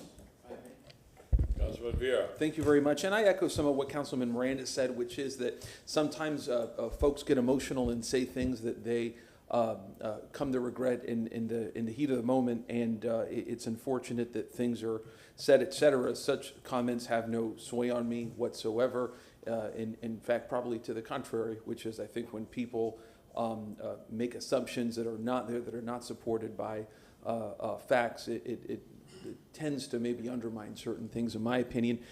This is very simple. This is a proposed amendment. I pay special deference there to the staff report on this, and you know, the parties and personalities and whatnot on both sides. There's a lot of good people on both sides. There's people on both sides who I, from 1 to 10, respect as an 11 on both sides, people who have spoken. So for me, the personalities, et cetera, are of very limited value in assessing this, because there's so much respect for people on both sides for whom I have affection and love, and so that's not relevant here. Councilman Goose. You know, tonight a decision has to be made, one way or the other. That's the reality of it. Someone's going to leave here upset, someone's going to leave here happy. But in the midst of it all, both sides have good people. They all have good intentions. Protect their neighborhood and to bring a joy or comfort to a community that can help build and strengthen the community. But a decision has to be made. I only wish that, you know, the project could have been talked about with the community so they can actually know what's going to be built there. I don't know if that was or not. But unfortunately, I don't think that was. I wasn't there. I can't be there. But when you hear both sides talk and you hear some folks say, you know, this is going to be there, this is what they're planning on putting there, but other sides say, I don't know what's going to be there. So, like Mr. Brand said, people get scared. You know, it's like anything. Like a mother with a child, they want to protect their child at all costs, no matter who that person is. The community wants to protect their community as well. But as we know, we're a city that is changing. I wish some of these changes could come to the east side of town, to be honest with you. I'm going to be honest with you. I wish some of these changes could come to the east side of town, where some of the folks on the east side are struggling and looking for hope and looking for aesthetics and beautification to change the mindset and the hope and dreams of themselves. But again, it's a decision will be made. And at the end of the day, whatever side is victorious, I hope we still all get along and work together for the common good of the community and for the common good of if the synagogue goes there. But again, let's try to work together on how this may play out. So thank you all. Councilman Maniscalco. I mean, I can echo the comments of my colleagues. I have tremendous respect for both sides, from most people in this room that are involved in this. These are not easy decisions. There are people that, again, they love and want to protect their community, and others that want to invest in the community and improve the quality of life in the community. We've heard both sides more than once, because this is a continued discussion. I was hoping that with continued discussion, things would work out better. I don't know what was discussed in those meetings. I hope that regardless, that folks continue to get along, regardless of the decision, and continue to have that respect. But, you know, again, some decisions are just not easy, so thank you. Councilwoman Hurtak. Thank you. Yeah, I agree that some decisions are difficult, but one side is saying they'll really talk to the community, and the other side is saying we're not being talked to. And when stuff like this comes in front of us, I expect the community to be involved and to really be informed and a part of the entire process. That is not what I've heard has happened here. I think this is too jarring for this community where it is. So I'm just gonna go ahead and make a motion to deny the ordinance, amending the Imagine 2040 Tampa Comprehensive Plan, future land use element, future land use map for the property located at 808 North Armenia Avenue and 2402 West State Street from residential 20, R20, to neighborhood mixed use 24, NMU 24. I'll second it for discussion. See, this is not a straight ordinance. This is a true process. You have to amend the comprehensive plan in order to have something to fit there or not fit there according to whatever any side's going to do. And therefore, we have a two-headed item here that if it was just one change of zoning from something that was A to a B within that same structure of zonings, it would certainly be a lot easier and a lot not so much complicated. And this is why I seconded the motion, because it's just, although there are some in the vicinity, I know that the corner of Armenia and Cypress was done that way 60 years ago. I know that whole area, in fact, where the dentist spoke, the doctor, he's got a beautiful place. Used to be a marketing place that sold trinkets. You want to buy pens, or you want to buy writing paraphernalia, you want to buy something, and he had a connect pipeline to China, I guess, and they brought in by the thousands. And that's what he did. And that was a fine, legitimate business. And if you look at that side of the street, on the north side of Cypress, from one side to the other, it was all commercial. And it still is. But I would imagine in due time, from that area, that empty station, gas station, or whatever it was on Cypress and Howard, that's been vacant for 20 years. All that area there, just south, I mean, just north of it, is something that needs to be looked at, because the changes that they were don't fit anymore what it should be now. It's different. However, the land cost there is very high. So maybe that's why it's not being moved. So I understand, I think, what's here. And it's not the change, it's the size of the change that bothers me. Councilman Carlson. Yeah, this is an impossible decision. Like my colleague said, there's good people on both sides. I know people on both sides. We, sitting in this role, can't make a decision based on the use of the property or who owns it. There could be, if a restaurant, using an analogy, if a restaurant wants to go somewhere and people like that restaurant versus another restaurant, we have to make a decision based on the fact that anybody could put any restaurant in a place eventually. Once this is changed, anybody could put anything they want on this. We can't make a decision based on how much we like the people that are putting in the application. The situation is, from a planning point of view, if you just look at the map, one side of the road is red and the other side isn't. And the neighborhood would probably need to go through a bigger process to look at this, to change the comprehensive plan to go down all of Armenia if they wanted to do that. But the neighborhood hasn't done that. There will be some process in the next couple of years maybe to do that. But right now, it would be a radical change for a neighborhood putting this in. Making a decision there, in a way, sets a precedent. I'm surprised that staff would support a change like that.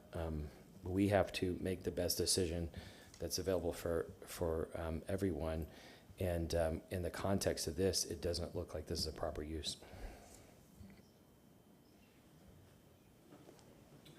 We have a motion that has been made by Councilwoman Hurtak, seconded by Councilman Miranda. Any further discussion? I cannot support this. There is a possibility of doubling the FAR, and in my opinion, you're just jamming too much onto this lot. So that will be the reasons why I will not be supporting it. May we have a roll call vote? Sorry. That's what I'm saying. To deny, I cannot support it. Sorry. I'm going to deny. Can we have a roll call vote, please? Yes. Maniscalco, Yes. Miranda, Yes. Hurtak, Yes. Carlson, Goulds, Yes. Vieira, No. Citro. Yes. Motion to deny has carried with Vieira voting no. No, no, no, no, no. Please. Mr. Bentley, I'm sorry. We still have item 2, is that correct? We have to act on something, we have to do something on the record, do we not?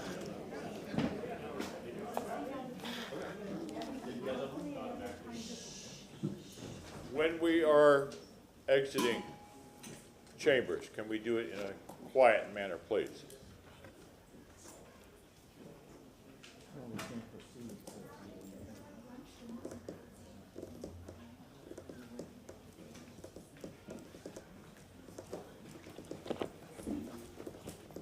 Let Susan handle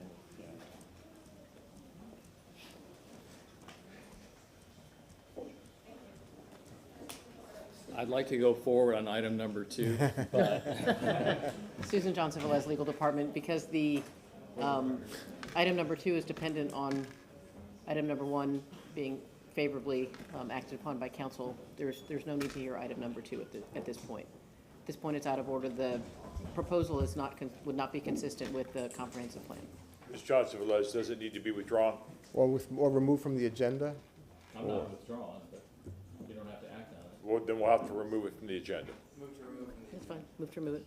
We have a motion made by Councilman Maniscalco, seconded by whom? By Councilman Miranda. All in favor, say aye. Aye. Is there any opposed? Motion carries. Thank you very much. Take care. We'll now be going to agenda item number 4. Mr. Shelby, when we continued these cases, I did not know if there was anybody in here that wanted to speak to those continuances when we did that. Should I ask now if there is anybody? No, sir, they have been continued. If it's a problem, Thank you we'll very have to much. do it. That's all I needed to know. Thank Agenda item number 4, file number TA CPA 22-25.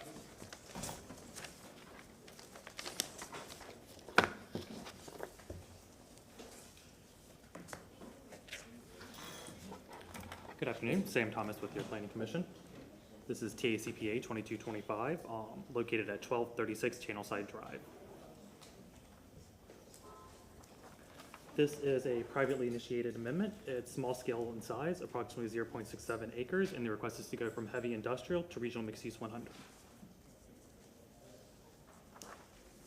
Here is our general locator slide. This subject site is located here in the Central Tampa Planning District, the Channel District neighborhood and Channel District urban village, and it is also located within the coastal high hazard area. Here's an aerial overview of the subject site. It's outlined in red and highlighted in yellow. You can see it's just to the west of Channelside Drive and north of Twig Street. It's south of Ybor City up here in the Gasworks development. When you go to the east, you have the Ybor Channel here. When you go south, you have Kennedy Boulevard. As you can see, the overall Channel District is very urban informed with a lot of multifamily developments. As you move to your west, you have Tampa Union Station over here and the Encore development to the north. This is looking south along Channelside Drive at the subject site. It's on the right here. And this is looking north along Channelside Drive. The subject site is on your left right here. This is looking east from Channelside Drive at the subject site from here to here. And this is looking west across Channelside Drive from the subject site. So here is the adopted future land use map. You can see the site is currently recognized under the heavy industrial future land use. As you can see, there is not too much heavy industrial future land use left in the Channel District area. There is some light industrial future land use over here for Tampa Union Station, but the predominant future land use is the regional mixed use 100. When you move over to your bottom left-hand corner here into downtown, you have the Central Business District blue in that corner, and then you have a little bit of UMU 60 in the upper right-hand corner. So here's a proposed future land use map. You can see the site now recognized under the regional mixed use 100. The site just to the north of it may look somewhat familiar to you. That came before y'all in June 2022, and it amended the future land use from industrial to regional mixed use 100. And that, again, that was this site here and this site. So the potential impacts of this request, currently under the heavy industrial, residential uses are not permitted, but a little under 44,000 square feet of non-residential uses could be considered. Under the RMU 100, 67 units could be considered, or a little under or a little above 102,000 square feet of residential or non-residential uses. But because this is within the CBD periphery, additional density and intensity could be considered on top of the maximum shown here. The Planning Commission found this consistent with multiple aspects of the comprehensive plan, mainly encouraging compact higher density development that is compatible with the surrounding area and using limited land resources more efficiently. Additionally, they found it consistent with promoting density and mixes of uses and transportation improvements that support walking and public transportation and encouraging new housing on vacant, infill, or underutilized land. So based on those considerations, the Planning Commission recommends that the proposed map amendment be found consistent with the goals, objectives, and policies of Tampa's comprehensive plan. I'm available for any questions. Any questions? Thank you. Thank you.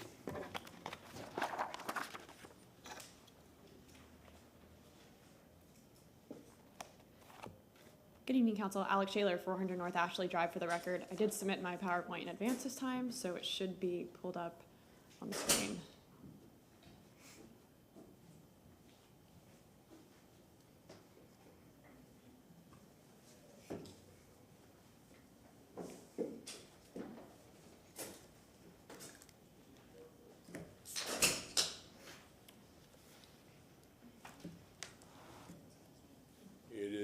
On your monitor, but not ours. Okay.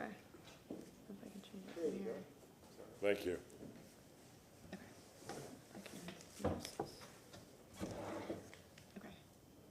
I'm here on behalf of TACPA 2225. I think that they have to go next slide.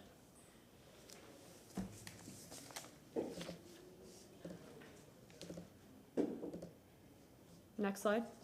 Or can I change it from here?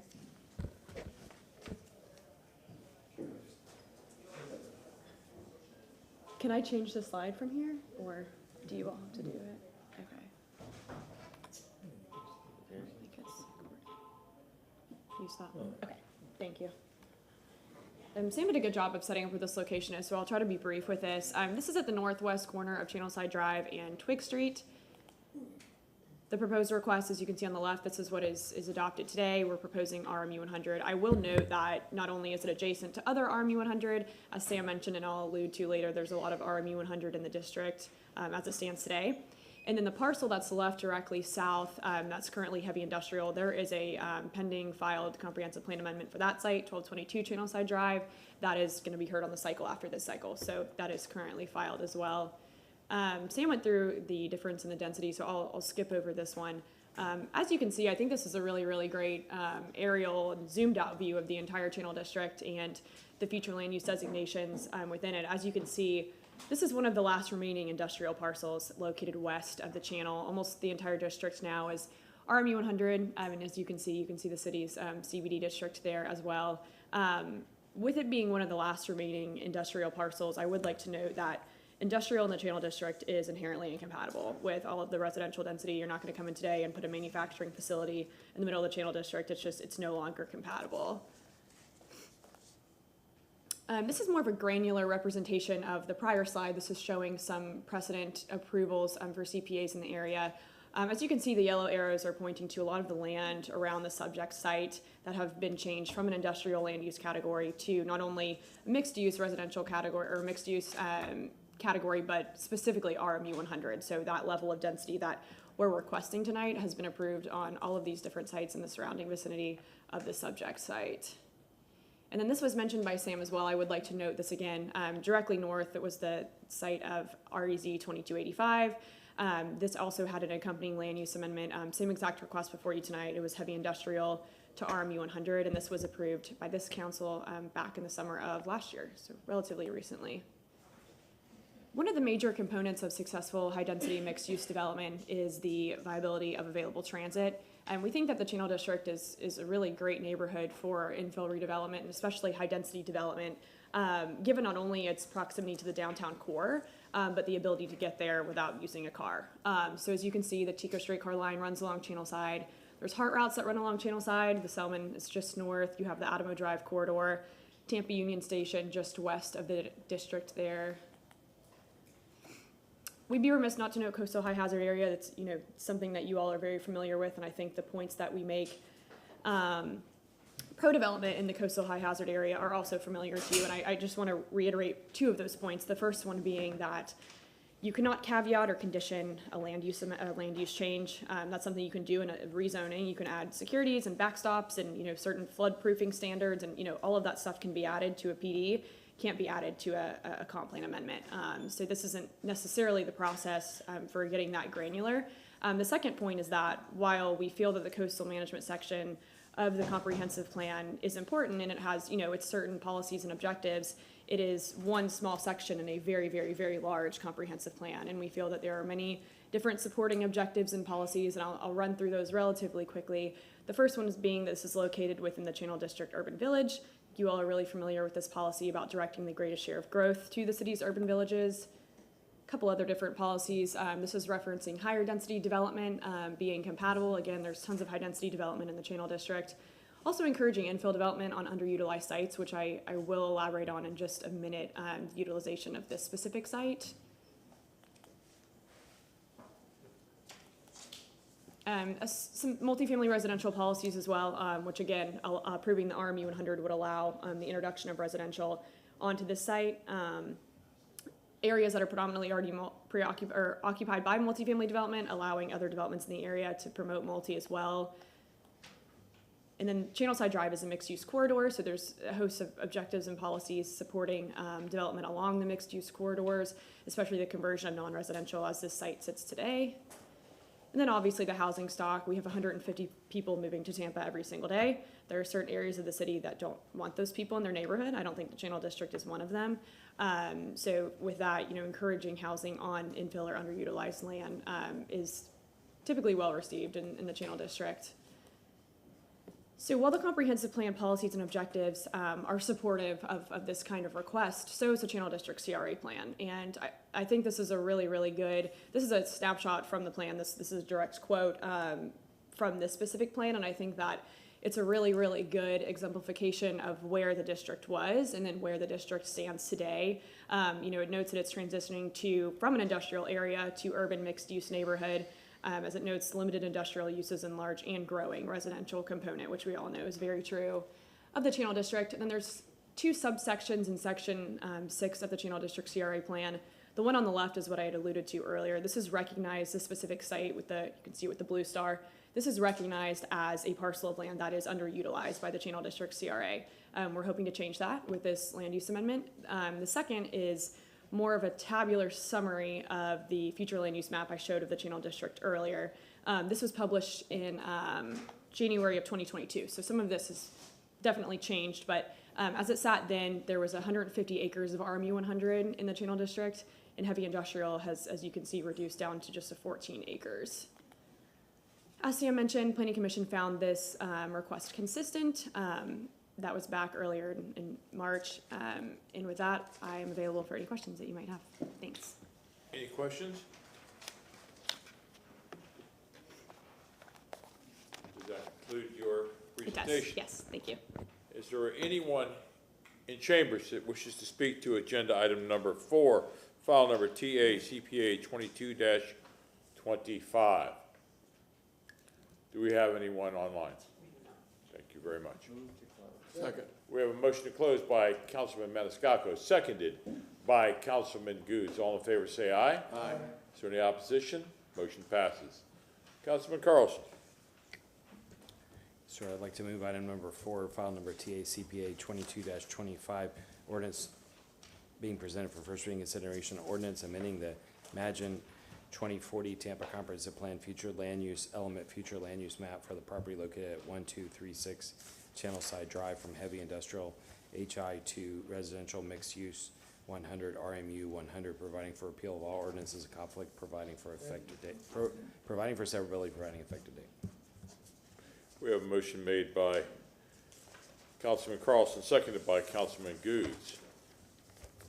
Roll call vote. Hurtak, Yes. Carlson, Yes. Goods, Yes. Viera, Maniscalco, Yes. Miranda, Yes. Citro. Yes. Motion carried with Viera being absent at vote. Second reading and adoption will be held on April 20th, 2023 at 9:30 a.m. Thank you. Agenda item number 7, file number anyone giving any type of testimony in any of the future further agenda items, please stand to be sworn in. Anyone giving any type of testimony. Please raise your right hand.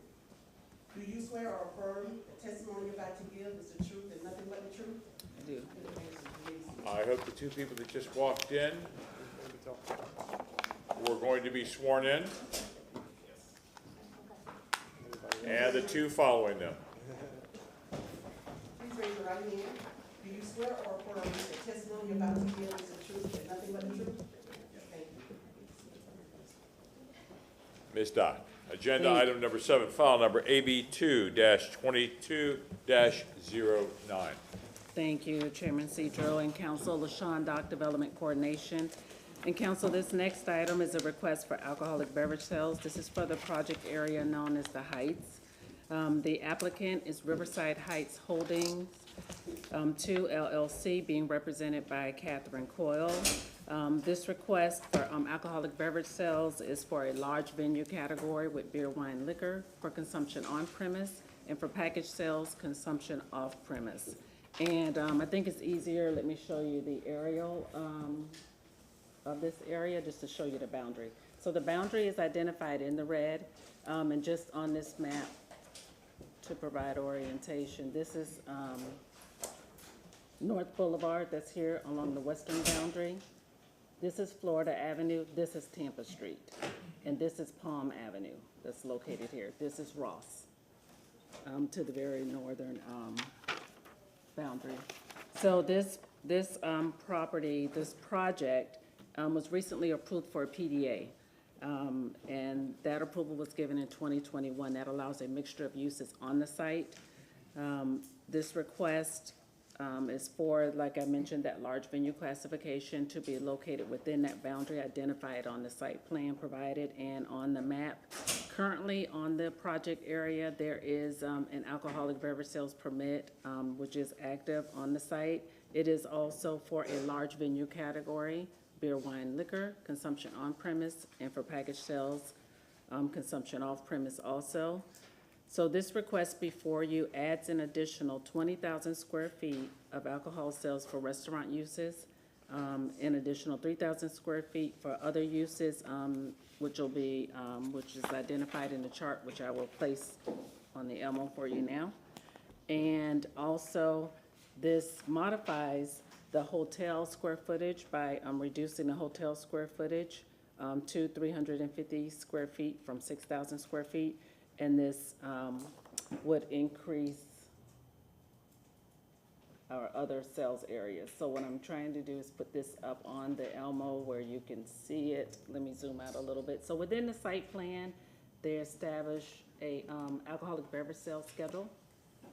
So within that overall project boundary, as a location comes in, let's say a location for a restaurant comes in and they come for a sign-off from development coordination from the zoning office, the developer has to give an overall entitlements chart, which is similar to this. They have to show the category which is being requested, the square footage, and show the drawdown and what is remaining in that category. And so that is what is on the site currently, and that is what will remain, those conditions. So this site plan also comes with the overall entitlements table. Any of the restaurant uses that are located within this project area must also report the way a restaurant would report annually if they were outside of this boundary. And also, the site plan does indicate that there is no outdoor amplified sound permitted after midnight for bar lounge use and after 2 a.m. for place of assembly.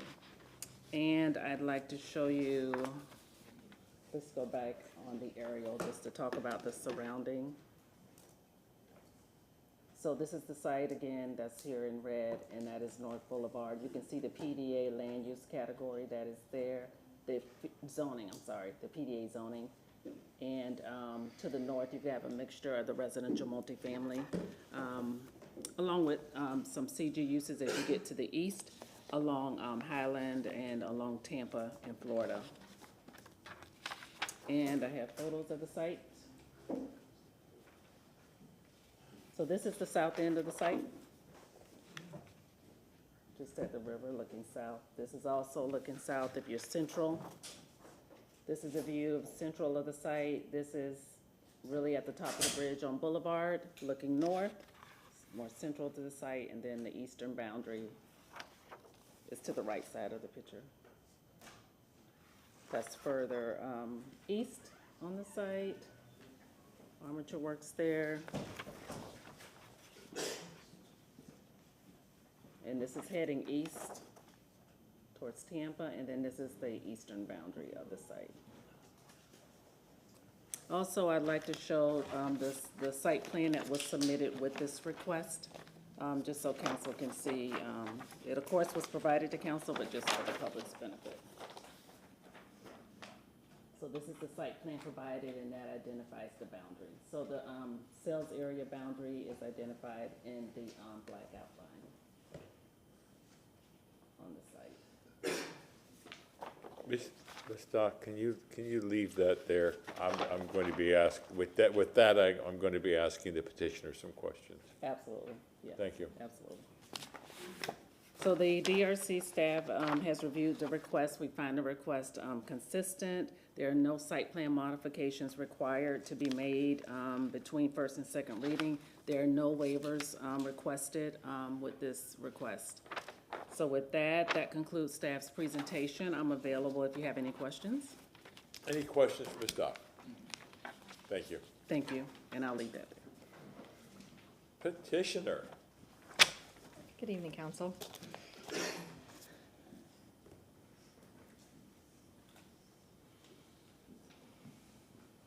Madam Clerk.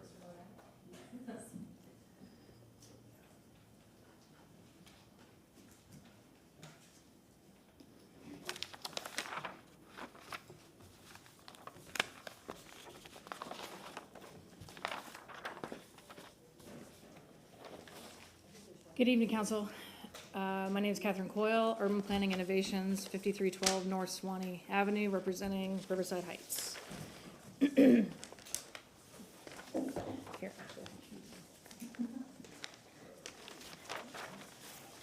I'll go through a brief history. This is the visual representation of what Ms. Doc presented as far as the current approval. This is the certified site plan that's actually on the property today. It's from 2013. The original was in 2009, so this has been around for quite a while. 2013, there was a slight tweak when the new owner came in, just to match it up with the zoning that went in at the time. The red boundary, so this is actually what sits on the property today. The red boundary is the alcohol sales boundary. And you can see the street grid is not actually what's out there today. This was the conceptual street grid from the original rezoning that was done in 2006.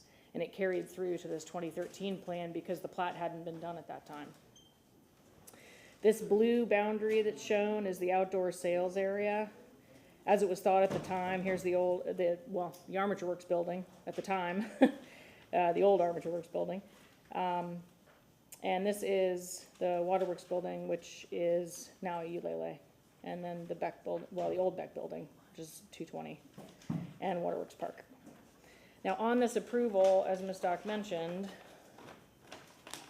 and I did provide a copy to you each, there are conditions that she went through that described how there's a sub-permit process. So it's a blanket alcohol with a very specific use table that the developer draws down from with each use as a block gets built, units come in, a small restaurant, an ice cream shop, whatever it is that wants alcohol, they come in and they draw down from that with the sign off through development coordination. And then annually, along with each drawdown, the developer turns in a master copy of how everything tabulates, and then annually they provide an updated copy as well. To date, to our knowledge, there have been no violations of any of the annual reporting requirements for any of the restaurants, or any of the specific alcohol conditions in the approval. So under this current approval as it sits, it's 116,000, you'll note it on the front of your staff report, 119,000 square feet. What we're running up against here with the current proposed plan. This is actually what's on file right now as being proposed. This black boundary is the alcohol boundary. What I've marked on the ones you have in front of you too, in yellow, you've got 3 areas. Those are the additional land area. So those are the 3 pieces that are physically additions to the boundary that's in red on the purple plan. And I've noted in a table what they are. There's a little kiosk type building there that sells some type of sundry or ice cream or something, so that's the bump out there. You'll note though that if you recall, the zoning goes all the way up to Palm, but there is no alcohol that confront Palm and no commercial uses that confront Palm. That's why it splits the block. Over here on Tampa Street, the zoning was bumped out to accommodate a hotel. So this is the hotel use that is bumped up for the room count in the proposed table. And then this area 3 is the area adjacent to Ulele. That's their outdoor area. Oh, and then the, When she looks back up. Ms. Coyle? yes. Can you look up for 1 Oh, second? yes, sorry. Councilwoman Hurtak, you're Yes. recognized. Thank you. I think you have Palm and Ross confused. Oh, Ross is I'm above. sorry, Ross. Right, Yes, I was just, apologize. no, but I wanted to double check that that's what you meant. Yes, I meant they confront Palm, not Ross. Okay, thank you, Yes. because I was gonna say, I know there are lots of bars along Palm. Yes, they confront Palm. Or restaurants, yeah. I apologize. Thank you for catching that. So what I did here was, if I could zoom in so you can see it a little bit better, the public. The blue boundary is what is shown. This is the current outdoor sales area boundary. And what is in red with the hatch mark is what's proposed. And as you can see, the grid has changed, obviously, because what was platted and built for the infrastructure, you can see how it was angled streets. This angled and met the proposed conceptual streets back in the original plan. Now that the roads have actually been platted and built, this outdoor sales area crosses over block 9, which doesn't make any sense. So we're truing it up to the actual grid as platted. On the second sheet of the plan is essentially same format. You've got your notes and the table. The notes in particular, we did make 2 changes that were required in the previous staff report. Note 8 needed to be removed for the proposed noise conditions. Per the legal department, we removed those. And then there was a bad reference, unfortunately. It was just a misreference. The engineer had written this as AB 213. It's really V13 because they used to be V cases. So it was the correction of that. And that's what I've noted here in the blue box, just for your ease to see what was done. And then we renumbered 8 to 9, just to clean it up so there wouldn't be a strike through. As far as the request goes, as you could see from Ms. Doc's pictures, if you recall, especially the one shot looking north, there's a lot of empty land out there. There's still a lot of area to be built. The table with 119,000 square feet, the majority has already been eaten up. Just over 56,000 of that is armature works, with Sprouts coming in, and then all of the other fronting uses along Palm, not Ross, have eaten up a lot of that alcohol entitlement. So, given there's large swaths of land left, and better to plan for this as new tenants come in and control it under one umbrella control, because it is one developer. It made sense to ask for this incremental change to 226, which will cover the hotel. Sprouts can be pulled out and have its own approval as opposed to drawing down from restaurant uses and other sundry uses that are in the table, and we can better allocate for the actual uses that are planned to come in. We have no objections from staff, as Ms. Stock mentioned. We are requesting no waivers, and we would respectfully request your approval. Any questions for Ms. Coyle?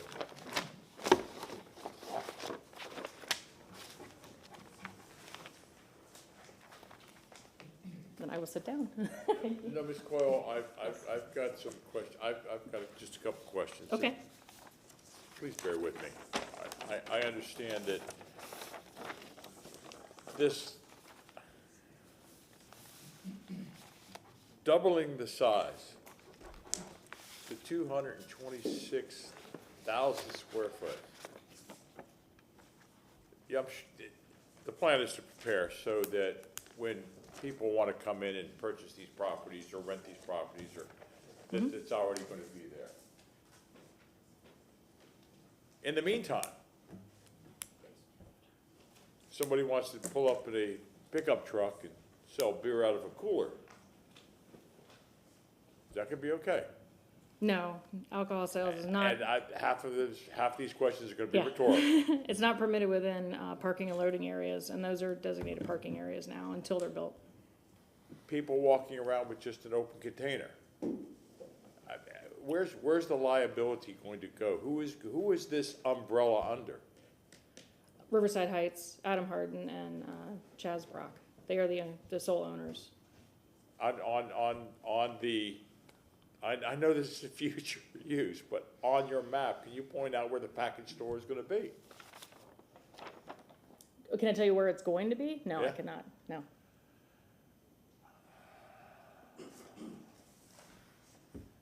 If I can give you a comparison, this is approximately 50 acres of land on this side of North Boulevard. The alcohol itself is under 40 acres of land with 226,000 proposed square feet, 119 already approved. As a comparison, Midtown, 19 acres and 1.4 million square feet. That's one that I Of thought was alcohol. ridiculous, and then we had the Harbor Island one that I thought was ridiculous also. Yes. I will say, though, that this one is much more scaled back than all of the other ones that are the umbrellas, and it is very tightly controlled and has had no alcohol incidents with any reporting requirements or anything else that we could find. Any other questions for Ms. Coyle? Thank you, Ms. Coyle. Anyone in chambers that wishes to speak to agenda item number 7, file number AB2-22-09? Yes, sir. Good evening. My name is Matt May. I reside at 206 West Ross Avenue, and thank you so much for your time tonight. I stood before you here, I don't know, probably almost 10 years ago, asking for your support for the CRA in Tampa Heights for this development with these developers.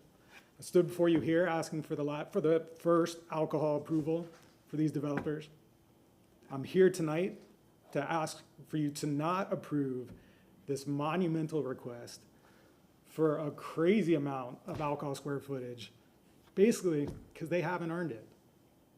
They entered into a development agreement with the city, and I feel that this alcohol request should be considered along with their commitments made in the CRA. What they pledged to do, to create a neighborhood in our city, to respect the historic neighborhood that existed there before.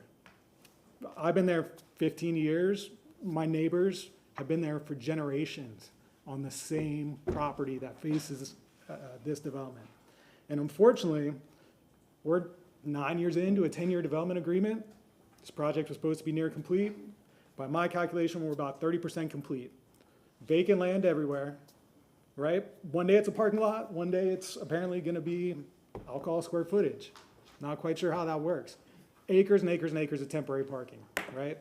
There's one public parking garage that's fully open to the public, disconnected from the main development. No signage, virtually no directional signage, no permanent directional signage.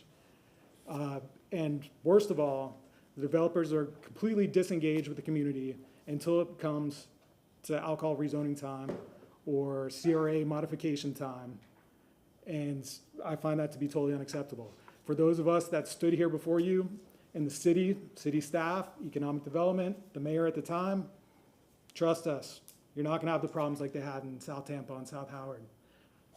Developer said the same thing. Here we are 9 years later, we still don't have a residential parking area in our neighborhood, despite our desperate efforts to work with the city. When we see the developers close streets ad hoc with the bicycle rack, no signage, call the city staff. Oh, well, those guys tend to do what they want to do. I find that completely unacceptable when they have over 100,000 square feet of alcohol zoning. Please do not give them any more entitlements until they've met the obligations that they made to you, that they made to our neighborhood. And hey, I love a drink as much as the next guy. I like a good Cuba Libre and a good dinner. But I like my 12-year-old son to make it to 13. There's no alcohol infractions, maybe not formal ones, but check with transportation and see how many times they've had to replace the signs in the roundabout at Palm and Highland because the cars just drive straight through them because of inadequate lighting, inadequate signage. I find the proposal to be completely unacceptable, and I hope you do as well. Thank you. Thank you. Good evening, Council. Ricky Pederica, Dark Moss, 308 East 7th Avenue in Tampa Heights, Tampa, Florida. I'm also a resident of Tampa Heights, and I enjoy often, 2 or 3 times a week, the site that's the subject of this request. To be brief, I find it to be incremental. Developments of this scale can be challenging, just from a tree perspective, so I don't find this to be particularly surprising that there's some tidying up to do over a 10-year lifespan of a project, and that's what I would characterize the request and request your support. Thank you. Thank you. May I approach to share something with council? Sure.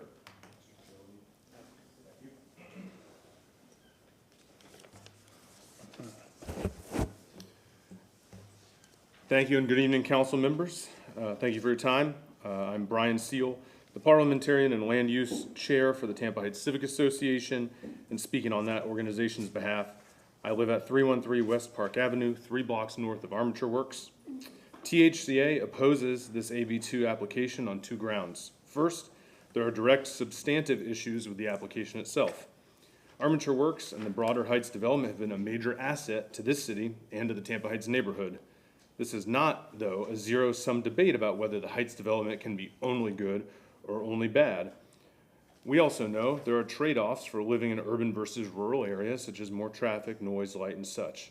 But there are serious operational issues that negatively impact nearby residents, which we would like addressed, especially as this site gets more built out with more dining and entertainment venues that attract regional customers. This AB2 presents a significant increase in the allowed area of alcohol service and presents opportunities to correct operational issues directly tied to alcohol consumption, such as parking, noise, hours, and special events limitations. The city regularly places these types of conditions on wet zoning at establishments, which become binding and unenforceable. On December 4th, I provided the applicant with a list of common sense conditions to add to the AB2 based upon feedback from our residents and a thorough examination of the application. That list sits in front of you now. The applicant acknowledged receipt of it, but has never responded to its content or discussed it with us since December 4th. The second reason for opposition is that the applicant has not fulfilled their commitment made during the last continuance, which THCA supported at the time. I attended the December 8th, 2022 council meeting to support the continuance on behalf of the organization to give the applicant more time to work with the public. The applicant's agent stated multiple times they needed a longer continuance beyond the 180-day mark to meet with the neighborhood. At that meeting, over 30 minutes was spent debating the continuance due to a deadlocked vote. The issue rolled over to December 15th by default rules. I would like to quote the December 15th meeting when that continuance was granted from the council transcripts, if I may. Councilman Citro said, "What were the extenuating circumstances?" Ms. Coyle, "Our meeting with the neighborhood association. We had a meeting last night with them, which went very well, and trying to get on their February 23rd meeting for the general meeting." Mr. Citro, "Are you asking for a continuance of that time plus the waiver of 180 days, and you are, and your circumstances are?"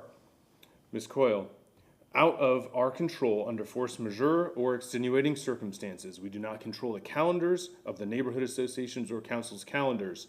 We want to talk to them and come back when we have coordinated with them. On February 13th and 20th, I emailed Ms. Coyle to inquire whether they were willing to make any of THCA's requested changes.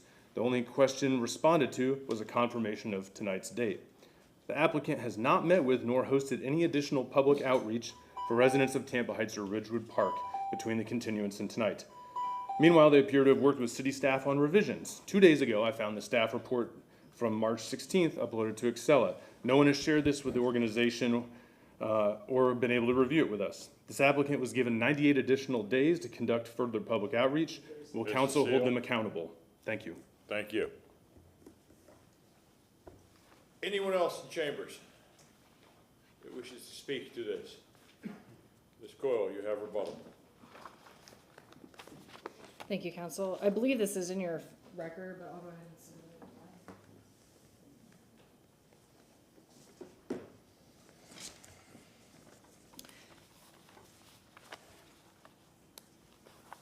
it. The applicant actually put together a community engagement packet, which is on file with a synopsis of all of the correspondence between Mr. Seal and a couple others from honestly March of last year all the way through to, I believe, yesterday, with all of the continued responses that we had for each individual question. It is true we did have a meeting December 14th. We thought it was a great turnout. Mr. Harden did respond back in January to Mr. Seal requesting the contact information for the board members and the committee, not the committee members, but the neighborhood association members, so we could reach out to them individually as well to try to schedule something. He did respond with an email with who was slated to be elected or who's nominated for the vote, which was coming up in February. We had anticipated being invited, however, we weren't for whatever reason to the meeting. Let's see. As far as the comment that was made about the parking, neighborhood parking, resident parking pass program, it's actually in that engagement packet as well. There was an effort, we just double checked yesterday with the city mobility department, because there was an effort that Mr. Harden actually tried to put it together. And from Mr. Revolte, it's actually in there, he's with mobility, he responded that Mr. Seal was unable to get the 50% votes from area residents to actually support that program. So Mr. Harden did try to support that. However, they did not secure the 50% votes which are required. So my client shouldn't be held responsible for not being able to put together a resident parking program. As far as the request goes, I'll go back to what is proposed. It is an incremental change, as Mr. Pederica mentioned during his comments. Mr. Willits also is a former board member, and the letter is actually on the record that he's in favor as well. I can't account for issues between certain personalities. All I can say is that this particular request is an incremental change from what is already approved. It recognizes the truing up of the actual grid as it exists, as was platted. It trues up the outdoor sales area to the actual grid that was built. It accounts for the additional 3 small areas that were added in the rezoning that you approved last year. And it accounts for the additional square footage and entitlements that you also approved in the rezoning, which are normally uses that have accessory alcohol, such as hotels, grocery stores, restaurants, and retail. I respectfully request your approval. Councilman Goods. I have a concern of things that don't exist, but you're talking about having a AB license. I mean, it's a big piece of property over there. There's an AB permit over the vacant land right now.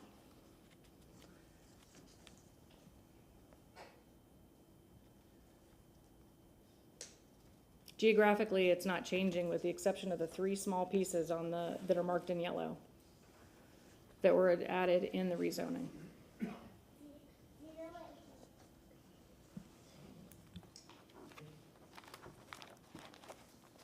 Councilwoman Hurtak. What are your, what is your opposition to adding some of these specifications for special events, definitions, limits on the number and duration of these types of events? This seems like something that could have been handled with the neighborhood, but they didn't get answers to. I'm hesitant because it seems like these are things that could have been dealt with, and now they're just sort of out there. We don't really know what the issues, what the conditions could be. I mean, these are very specific. If you're speaking about the email, it was 12-4, this, where it's language to be added to the AB2 event management Yeah, the practices. AB2 especially. Yeah. I mean, this makes a lot of sense There's a lot to of this me. on here that has nothing to do with alcohol, as you can, I just want to Well- point that out. But if you look through the special event piece of it, you also have to realize this is a PDA as well, and the PDA has special event conditions. It's already outlined in the rezoning. So what we don't want to have happen is create a conflict where there's two different standards and it's difficult to figure out what to enforce. Or how to operate from my client's perspective.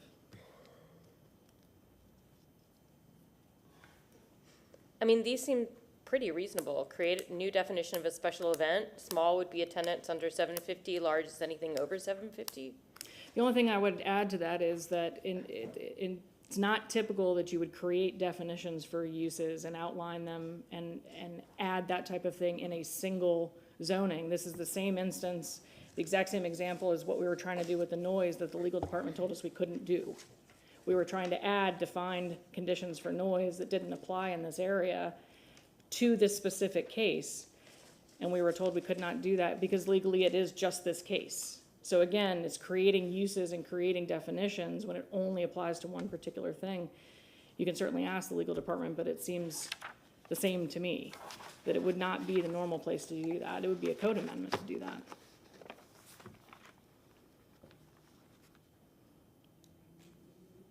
Staff?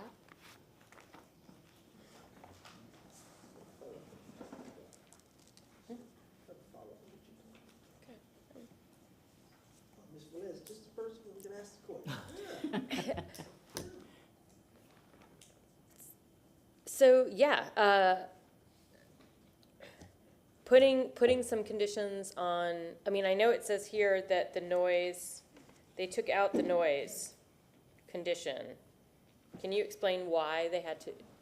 Well, certainly, Susan Johnson-Velez, Legal Department, we did recommend and request that they remove that because, as you know, noise is dealt with in a different chapter, Chapter 14, and we provide the decibel level standards, the various standards for noise level measurement in the code and not in individual alcoholic beverage permits. And so we thought that that's where it belonged. If you're going to make a legislative change, it should be made into the code and it will apply citywide as opposed to just a specific alcoholic beverage permit.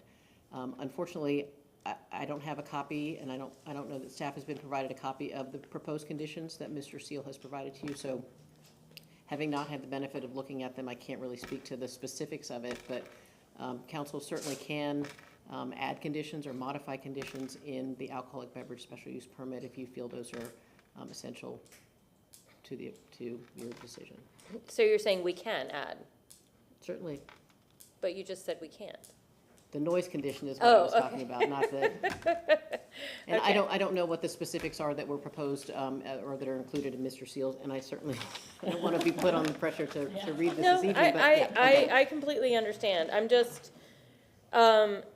these concerns just seem incredibly valid, and whether or not it has to do with this, I can't speak for the neighborhood, but it seems like this is a chance they're trying to take to actually get response from the developer. I could be wrong there. I'll let them speak to that. But I think Mr. Goods had a follow-up question Mr. for Chairman, you. recognize it? Yes, you are recognized. Everything comes to pass. You see, we talked about, I've been talking about noise, and talking about entertainment districts that don't we don't have. And to me, in my mind, I only have an 8th grade education, but in my mind, Armature Works is going to turn into an entertainment area. That's what that's going to be. So now you have the neighborhood who's saying, well, we're a neighborhood on the other side of the street. I grew up on Park Street, 10 Park Street, Park Street. So I understand how that neighborhood has changed. All the houses up front now, where it used to be way in the back. Avocado trees were in the backyards. So I can see where the neighborhood started saying, well, we're a residential area now with all these nice fancy apartments and nice homes being remodeled, being built. And you were given a CRA and some of your commitments haven't been fulfilled. So I can understand the neighborhood saying, we were embracing, we were here, we gave you a CRA in Tampa Heights, but some of the other portion of Tampa Heights, they didn't get a chance to be a part of the CRA, only a select area. So I can see where the neighborhood is saying, well, if we're gonna continue to be good neighbors, which we've been and spoke up for the projects, when do we get our deliverables?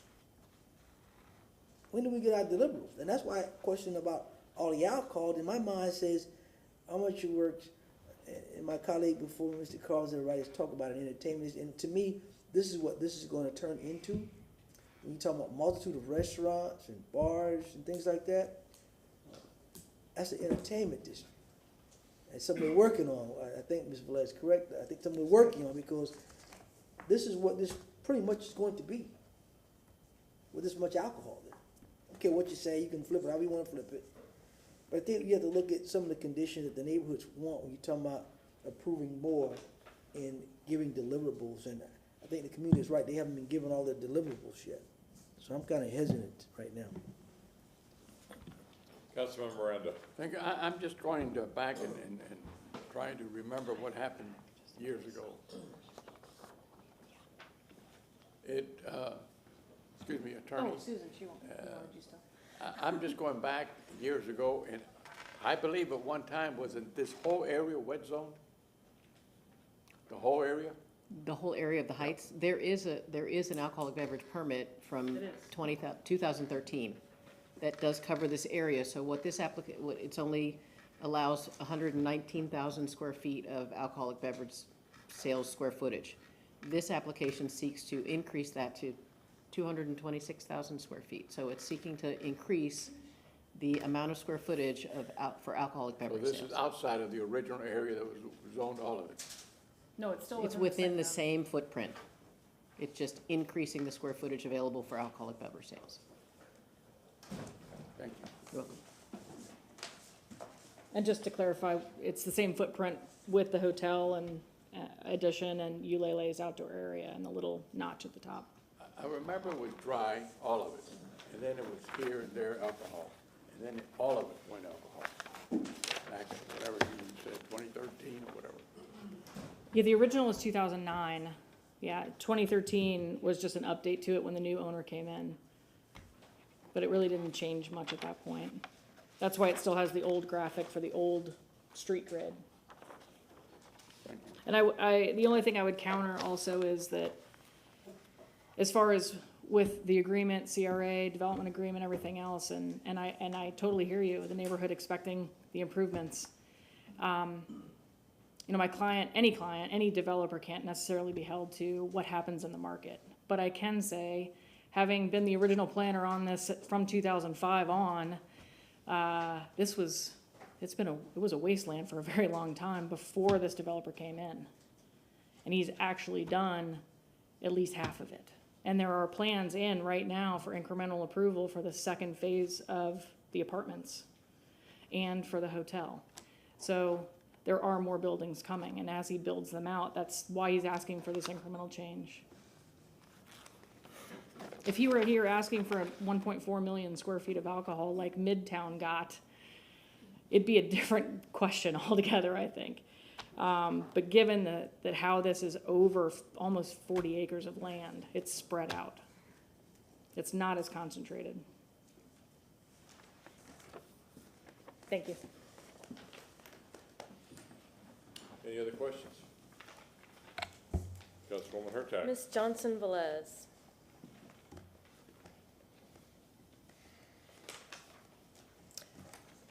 Thank you, I'm sorry. That's Up all and right. down. What are the other, so with this alcohol, we can't require the developer to meet with the neighbors and do anything. We can't do that.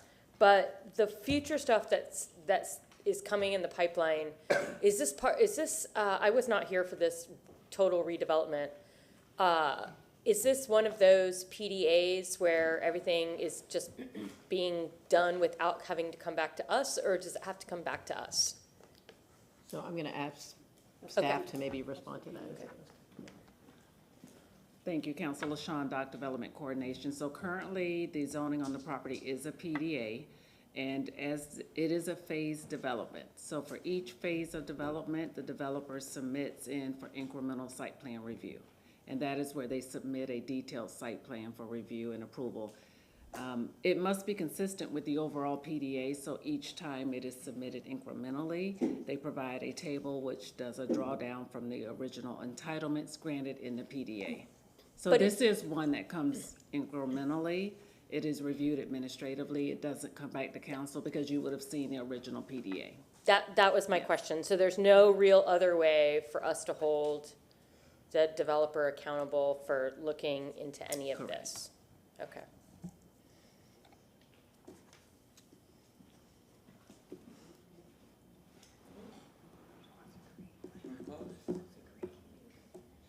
Motion to close from Councilman Maniscalco. Councilwoman Hurtak.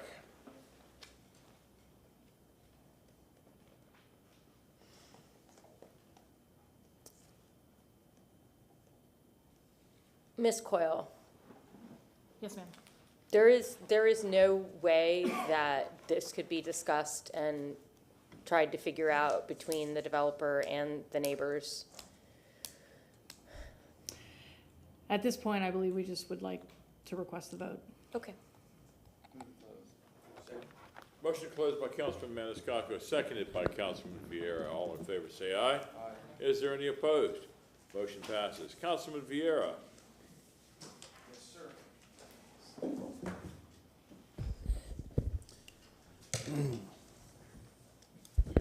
Move an ordinance approving a special use permit, SU2, for alcoholic beverage sales, large venue, consumption on premises and package sales, off-premises consumption and making lawful the sale of beverages regardless of alcoholic content, beer, wine, and liquor, at or from that certain lot, plot, or tract of land located in 1910 and 2009, North Ola Avenue, 202, 220, 310 West 7th Avenue, 1810 and 1812 North Highland Avenue, 1905, 1907, 1912, and 2002 North Tampa Street, 183341.0198, 183341.0162, 183341.063, 0.0163, 183341.0166, 183341.0180, 183341.0182, 183341.0184,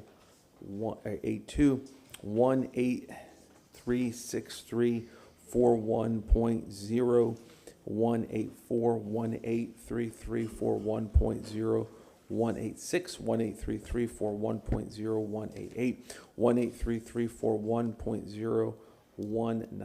183341.0192, and 183341.0200, as more particularly described in section 3.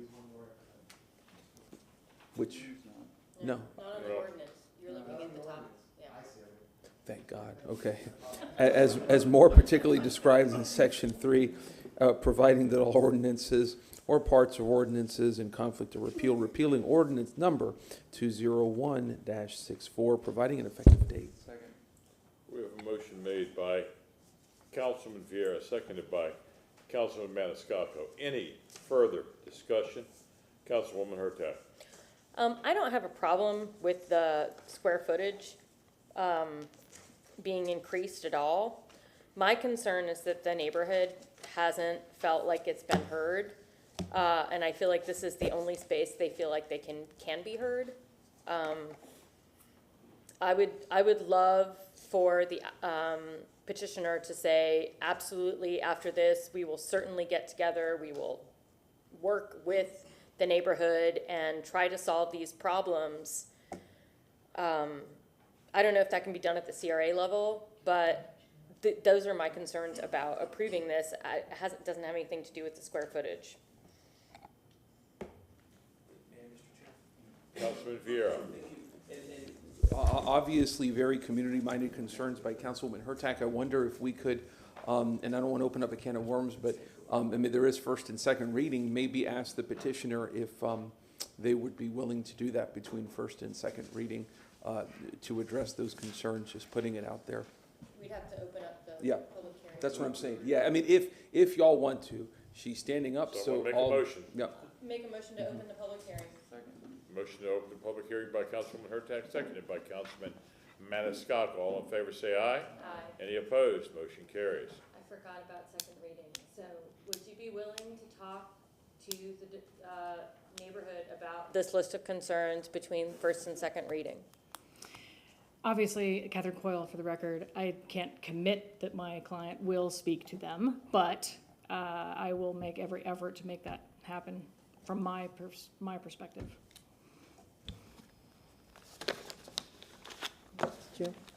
I can say, just so you know, I can say that they are, after the December meeting, he has committed to an August session where he reaches out, because for the October season, what he did commit to them is on a seasonal basis, when the new events do come out, he does plan to reach out to them a couple months in advance, because at that meeting in December, the special events coordinator for Armature Works was there, and he introduced her to them, and her information went out to all of them, and the goal is to make sure that she reaches out mid-year, August, when they actually start planning that, to roll out the calendar through the season, so they understand what's coming in advance of it actually being announced.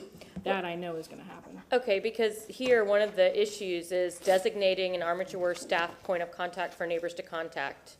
Yeah, that was already done. She's, Okay. her name, I think it's Stephanie. She's actually in the community engagement. Her name is listed in there with her Okay. contact information. So I'm willing to support this if some movement is made between first and second reading, and have no problem denying it if, on second reading, if that conversation hasn't at least started to happen. Understood. Councilman Goods. My colleague to the left of me pointed something out here. Does this project or that development, it's in a CRA zone, correct? Yes. So it receives CRA dollars? Yes, I believe it goes to the CDD. This is what's different about it too. There are several layers of agreements and regulations and rules on this piece of property. It's not just two guys doing whatever they want.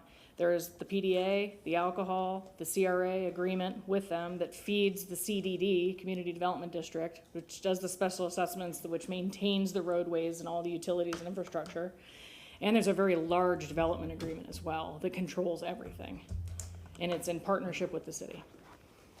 And the reason I asked Which is different that, than a lot of other developments. and the reason I asked that, when we talk about the community engagement, and it is in a CRA, I don't know who all sits on that board. I don't, how that board is operated. Every board operates a little bit differently. But, when I have a list of concerns from citizens, and that is a CRA, and it seems like some of them have not been addressed, that bothers me. I don't have a problem with the project per se, but the community engagement, because what I see down the line, if we don't, as the future council, when we talk about noise and entertainment, those issues are gonna come back again to some future council, because what I see right now, I can see it already. I actually attended the October, I think it was October meeting of the advisory committee, and I presented it to them, and they had no issues at that meeting. It was at the Bush Ross building. Okay. Councilman Miranda. Thank you very much. I was looking at the meeting that's going to happen between yourself and the good neighbors. The neighbors, I think they sent us, did the neighbors, other neighborhood requirements? I guess it's from the neighborhood association. And I'm looking at different things here. I'm sure that certainly blinking lights for crosswalks, so that will be attained at due time when the traffic desires that it has to be there, because right now, it's gonna be much more denser in the future than it is today, and already, and I tell you what, right now, that place is a destination point for a lot of folks in this city, including members of my family. But, and when you look at CRA dollars, and you look at something this large, I was just wondering if it's in the kindness of the heart for have affordable housing units and put in. You're asking for him to consider affordable housing? I'm asking of the kindness of the heart. I can't tell you what to do or not to do with your property. So I have to rephrase myself so that the state doesn't come after all of us. I cannot speak to this particular piece of property, but I can say in discussing other projects with my client, because he develops everywhere, he is very affordable housing minded. And there are several projects that he actually has going right now with many affordable housing units. Not specifically in the Heights, this particular development, but yes, I know Okay, for a so fact then that he when has you mind me, several. when you mind yourself that you've heard from the developer about your mind, let us know about your mind me. How you like that? I wouldn't mind. Thank you very much. Thank you. Councilwoman Hurtak. And Ms. Coyle, Yes. if you want to know when the neighborhood association meets, I highly recommend you get on their email list because they send lots of email blasts. You cannot miss a meeting. So if you go back there and get on their email list, I promise you, you will not be able to miss the announcement of a meeting. So I look forward to hearing, hopefully you can have a meeting between first and second reading. Thank you. Councilman Carlson. Yeah, I share the concerns of my colleagues. These developers are very enlightened. Some of the most brilliant minds in our community have lots of great ideas and typically try to engage the community. I can see by the attitude of the community representatives that they're very frustrated, and we don't know all the details of it. And the feedback we've gotten essentially is that nothing's going to happen between first and second reading because nothing's happened since then. So because I'm not confident anything's going to happen, I'm going to reluctantly vote no. And because I think there's some reasonable considerations here that are not going to be considered. I don't want to have to vote no, but it's the attitude seems to be very dismissive of the community, which is frustrating. This is a big deal. It's a big project with multiple layers, but I'm going to vote no. Councilwoman Hurtak.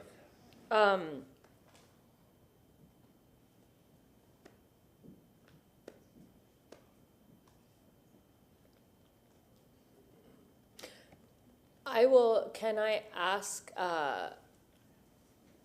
Mr. Seal?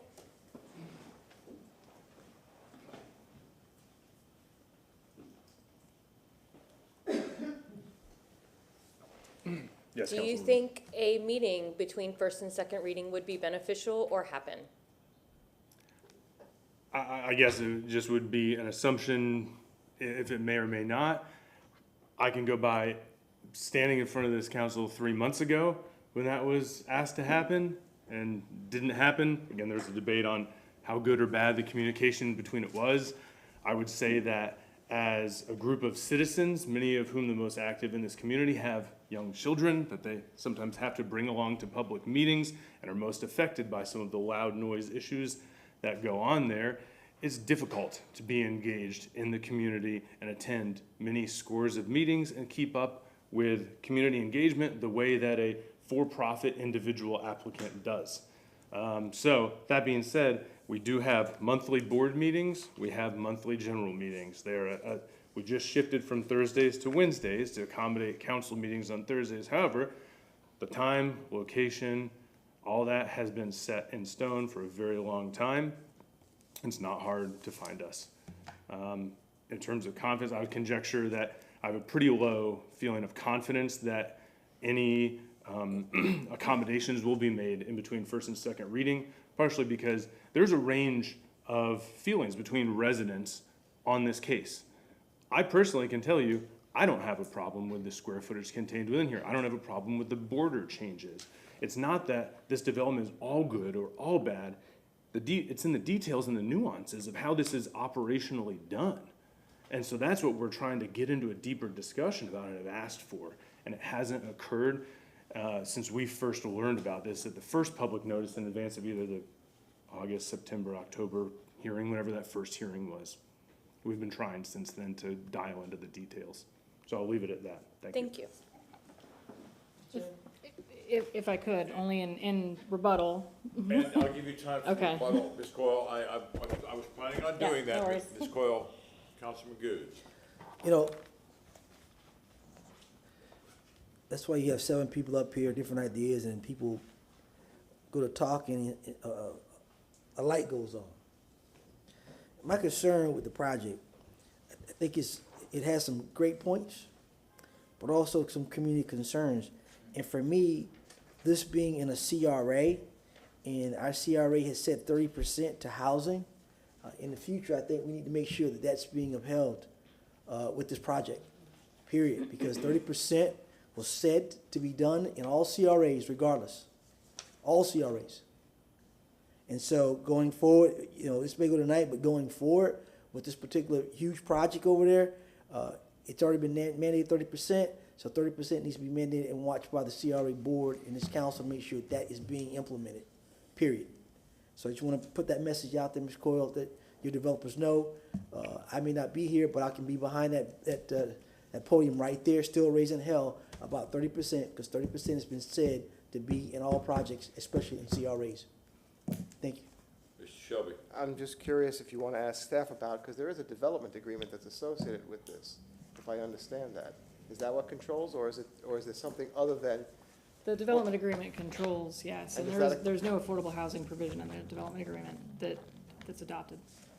And that was, I don't know whether that was done before or after the policy that Mr. I believe the Councilman last one was probably around 2012, 2013, maybe 2018, 2014. And There's the a new reason- policy in there, correct? There may be a policy, but the reason is, and the question is what controls, whether it's the policy or whether it's the development agreement. And that's I'm not sure what the 30% is either, because at the state level, they also preempted local governments from mandating affordable housing. So it may be 30% of the funding goes 30% towards of the it. funding. Correct, but you can't require it in developments by Right. state law.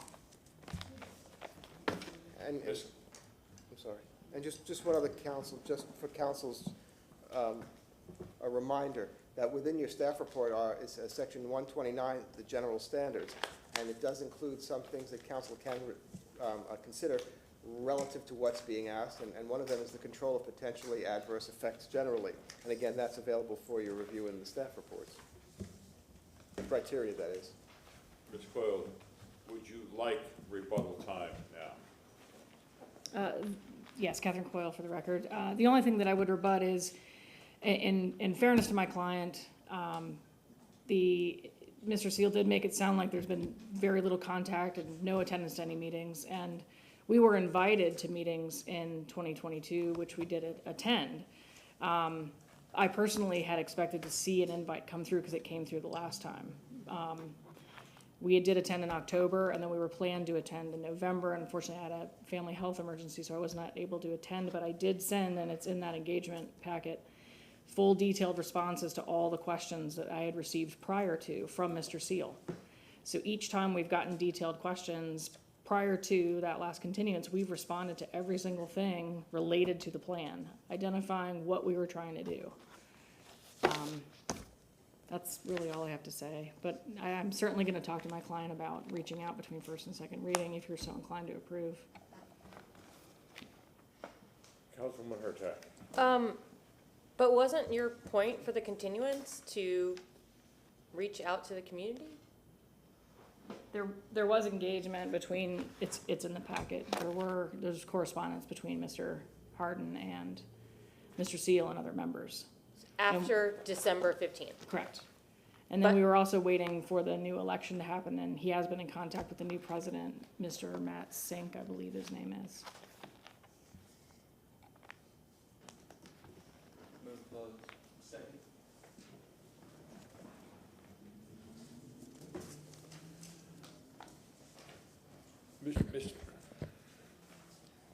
I'll let this one go. We have a motion closed by Councilman Maniscalco, seconded by Councilman Vieira. All in favor say aye. Aye. Any opposed? Motion passes. We still have a motion from Councilman Vieira, seconded by Councilman Maniscalco. Any further discussion? And what was that motion? That was the read. That he so eloquently read Yes, the title to approve. with all the numbers in there. That's it. Yes. Any further discussion? For me, this is all about alcohol. In my opinion, it just, in my opinion, it's like the Wild West. I understand it's incremental. I understand that. But this many square foot, 200 and some odd thousand square foot, I was opposed against the Midtown, I was opposed against the Harbor Island, and I'll remain opposed against this. Roll call vote. Goods? No. Viera? Yes. Maniscalco? Yes. Miranda? Yes. Hurtak? No. Carlson? Citro? No. Motion did not pass. What is the pleasure of council? Thank you, guys. Wait, it's not over yet. Ms. Coyle, sorry. Motion to deny? Councilmember needs to read a motion to deny. And state the reasons for it, please, for the record.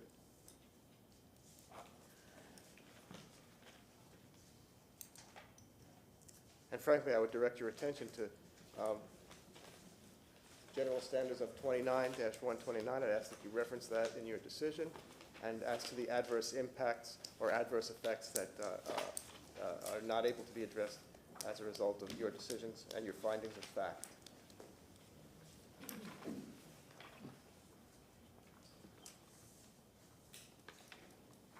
And if any other council member other than the one who is making the motion has any findings that they wish to have put into the record to add to the motion, that would be helpful if you wish.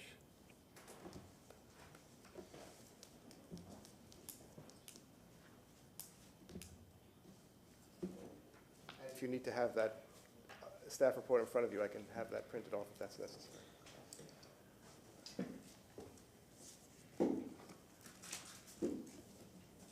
Yeah, I can look at it from your computer. That's the staff. I'm sorry, does the staff have chapter 27-129 in the staff report? please? Page 4. Page 4, Marty. Page 4.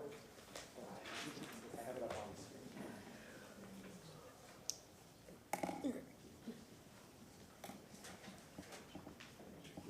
Oh, I'm sorry.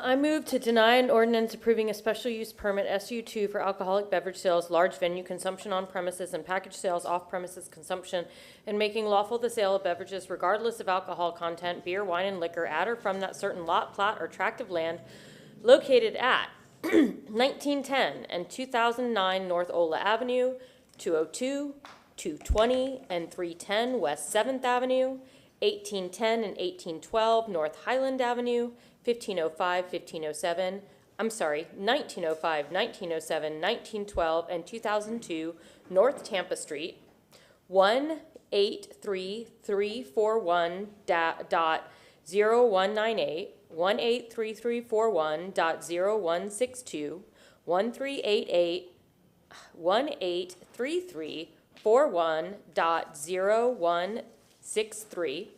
183341.0166, 183341.0180, 183341.0182, 18363441.0184, 183341.0186, 183341.0188, 183341.0190, 83341, I think that's supposed to be 183341.0190, 1.0192 and 183341.0200 as more particularly described in section 2, or section 3. Well, but I'm not repealing, because I'm denying. Because due to consideration given to potentially adverse effects generally on an adjoining and nearby properties, the area, the neighborhood, or the city of the use or occupancy as proposed, or its location,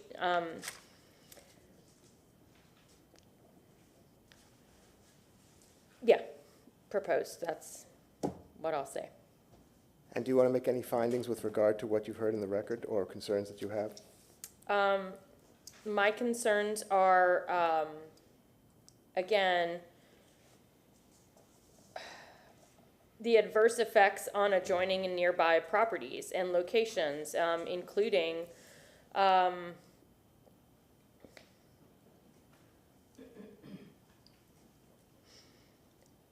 noise and special event definitions and parking and traffic and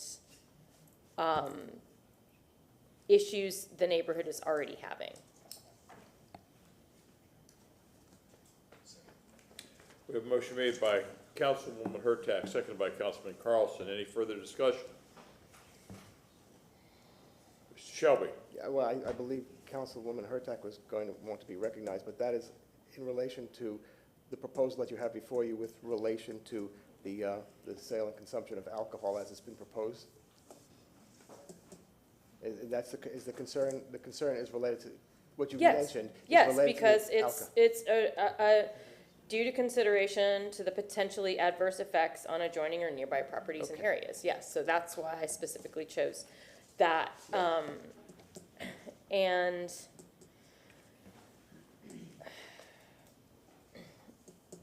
yeah, that's. Thank you. Roll call vote. Carlson? Say yes? Yes. Okay. Goods? Yes. Vieira? No. Maniscalco? No. Miranda? No. Hurtak? Yes. Citro? Yes. Motion to deny carried with Vieira, Maniscalco, Miranda voting no.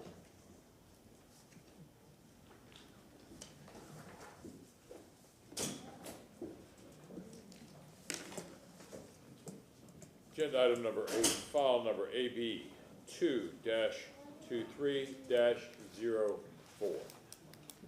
Thank you so much, Chairman and Council. LaShawn, Dock Development Coordination. And Council, this next item is a request for alcoholic beverage sales for the property located at 3704 and 3709 South Del Mabry Highway. The applicant is Birdie Club Indoor Golf Facility, LLC, and the request is for a small venue classification with beer and wine consumption on premise only. The proposed use is an indoor recreational facility, and the request for alcoholic beverage sales will be for indoor only. No outdoor area is proposed with this request, and it is a total of 2,642 square feet. 42 parking spaces are required and 30 spaces are provided. And this is an aerial of the site, so the site is outlined in red here. This is South Del Mabry to orient you on the map. And this is Sevilla, and this is Vasconia. And then this is the site that's located here.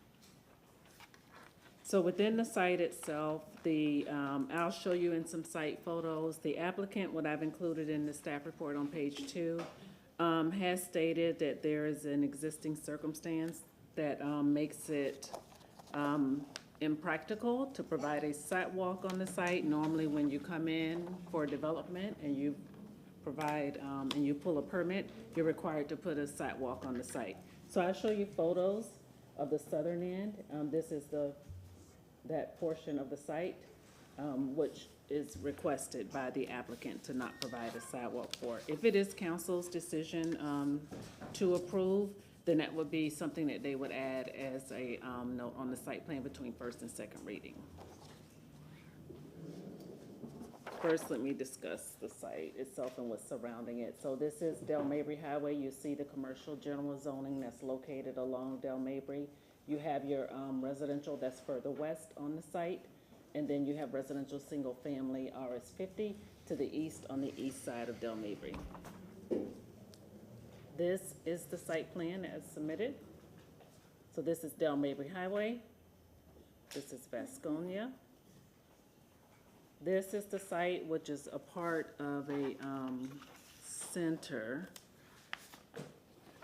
So this space is another unit, and then you would enter the site here on Vasconia. And again, I'll show you those pictures. And there's parking that's located on the east, which is the front of the site.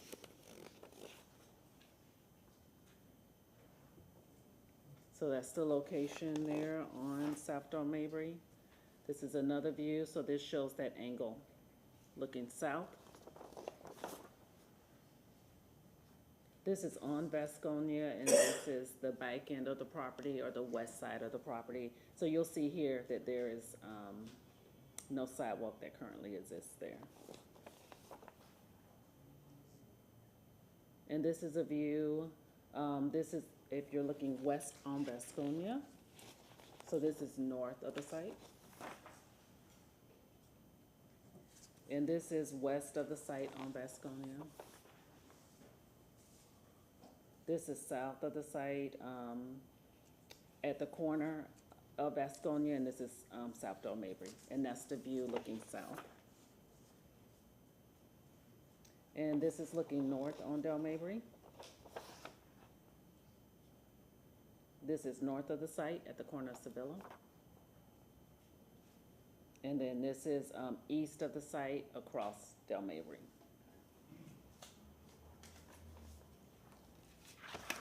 There are 4 waivers requested with this request for alcoholic beverage sales, and the DRC staff has reviewed the request, finds it inconsistent due to the waivers on the site. There are corrections to be made to the site plan between first and second reading, should council decide to approve the request, in addition to the condition regarding the sidewalk. And that concludes staff's presentation. I'm available if you have any questions. Any questions for staff? Petitioner. Thank you, council.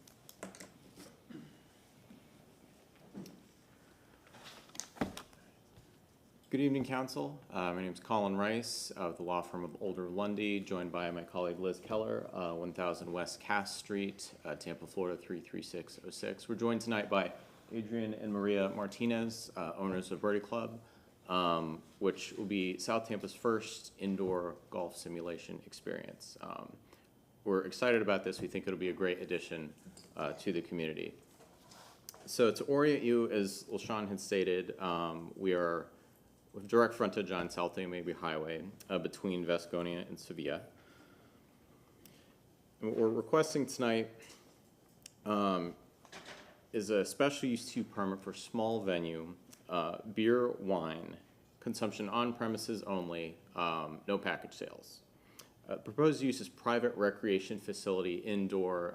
You'll notice in the code there's not really a pre-codified use that totally fits with the use that we're proposing. It's pretty unique. We'll get into that a little bit more specifically later. And the interior space is about 2,500 square feet. So I want you to picture the hottest, rainiest afternoon in Tampa. Then imagine playing 18 holes at Pebble Beach or St. Andrews or Firestone in a 72-degree space without the bugs or the sunburn or the lightning or the time investment. This is Birdie Club. The TrackMan indoor golf simulation technology installed here allows players to choose from over 200 courses worldwide. Here we have Spyglass Hill, Casa de Campo in the Dominican Republic, and Hawk Tree Club in North Dakota. So I want to stress that this is not a bar. Again, no package sales, no liquor at all, no outdoor activity, no outdoor wet zone space, no amplified music. This is a golf experience. The beer and wine sales are accessory to that experience. So here's a conceptual interior layout. There will be 3 hitting bays. the majority of the interior space will be for projectiles, so you can't really fit a whole lot of people in here. It'd be a maximum of 4 players per bay. There's a putting green to practice your short game. It's intended to be an intimate indoor environment to replicate a day of golf. Nobody can just walk in here and buy a beer. You've got to be renting space at a hitting bay before the alcohol sales come into play. Again, the owners, they're neighbors. They have a 5-year-old daughter they intend to teach to play golf here. They'll be hosting kids clinics. And the rates will be significantly more affordable, especially for kids in off-peak hours, give them a chance to learn the game. We have one party that's rather excited about this is the University of Tampa.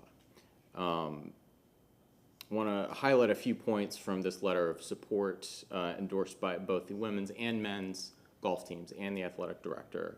UT, as we all know, is an urban campus, which gives it a lot of terrific advantages for students, but it's a competitive and logistic disadvantage when recruiting and competing for a sport like golf. There just aren't close by facilities for which the players can train.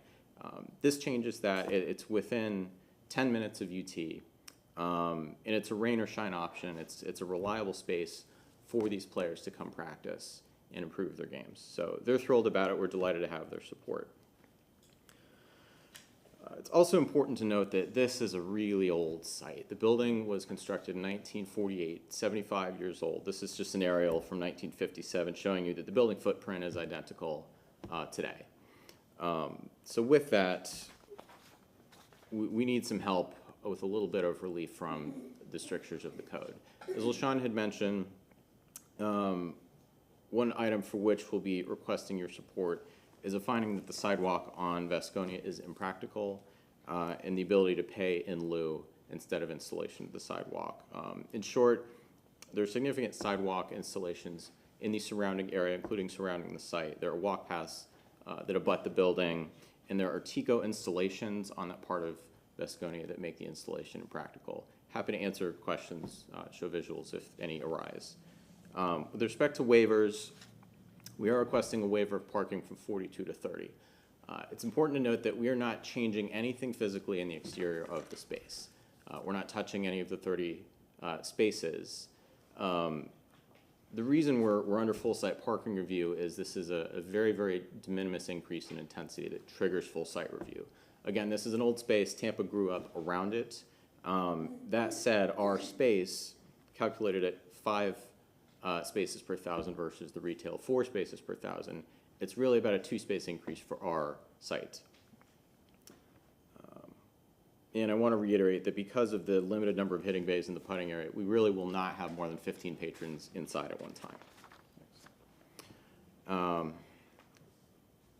The code does also allow, in slightly different circumstances, administrative waivers for parking requirements for older buildings. There's a retail, or rather a therapy location within the complex that qualifies it as medical, and therefore this specific code provision isn't allowable. But I want you to know that the spirit of the code is to address unique situations with older sites.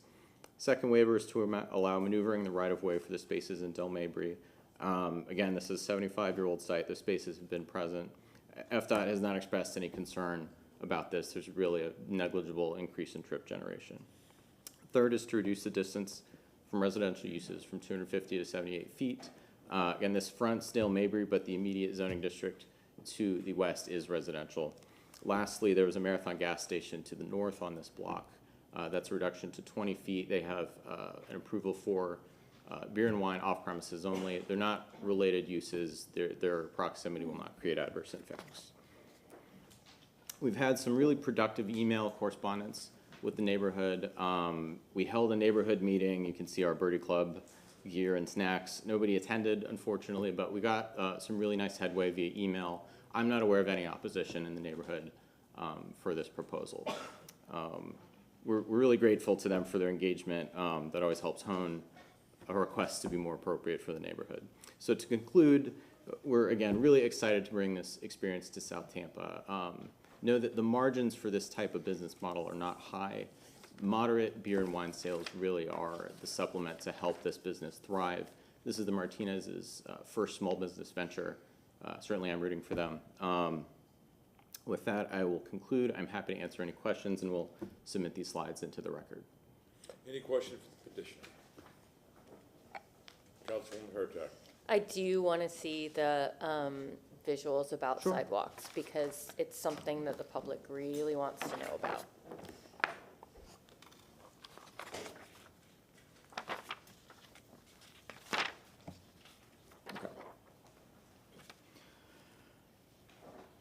So we've prepared a visual here. The image to the right is the actual building footprint. The southern end of it has walking paths right up along the building. The middle photograph is the north end of that block. There are sidewalks extending into the neighborhood on Sevilla. There are sidewalks directly on Del Mabry. And then the image to the left is the TCO installations along Vasconia that are proposing a challenge to the sidewalk installation. We just think that the funds could be reallocated for a sensible sidewalk elsewhere in the city. Okay, so the only sidewalk you'd be able to put in is like a 6-foot piece of sidewalk? Is that, how large is that sidewalk space? So as I understand it, from the property line south, they need a 5-foot. The request in code, when you have an S2 change of use, is to put in a 5-foot sidewalk. No, I mean, what is the, that would be the width, but what's the length? The length, oh boy. I mean, would it be from that 25-mile-an-hour sign to the driveway? No, it'd go all the way to Del Mabry. Okay, but if I'm not mistaken, you can't go to Del Mabry because there's parking. Right, those are not counted spaces, no. But it's already paved. It's paved, that's right. They would require pulling up that pavement, putting in a compaction, I don't remember the exact engineering term, but a certain new improved space for the sidewalk. It would be a concrete installation. Okay, thank you. Sure. Any other questions? Is there anyone in chambers that would like to speak to agenda item number 8, file number AB 2-23-04? Second. We have a motion to close by Councilman Maniscalco, seconded by Councilman Goode. All in favor, say aye. Aye. Is there any opposed? Motion carries. Councilman Maniscalco.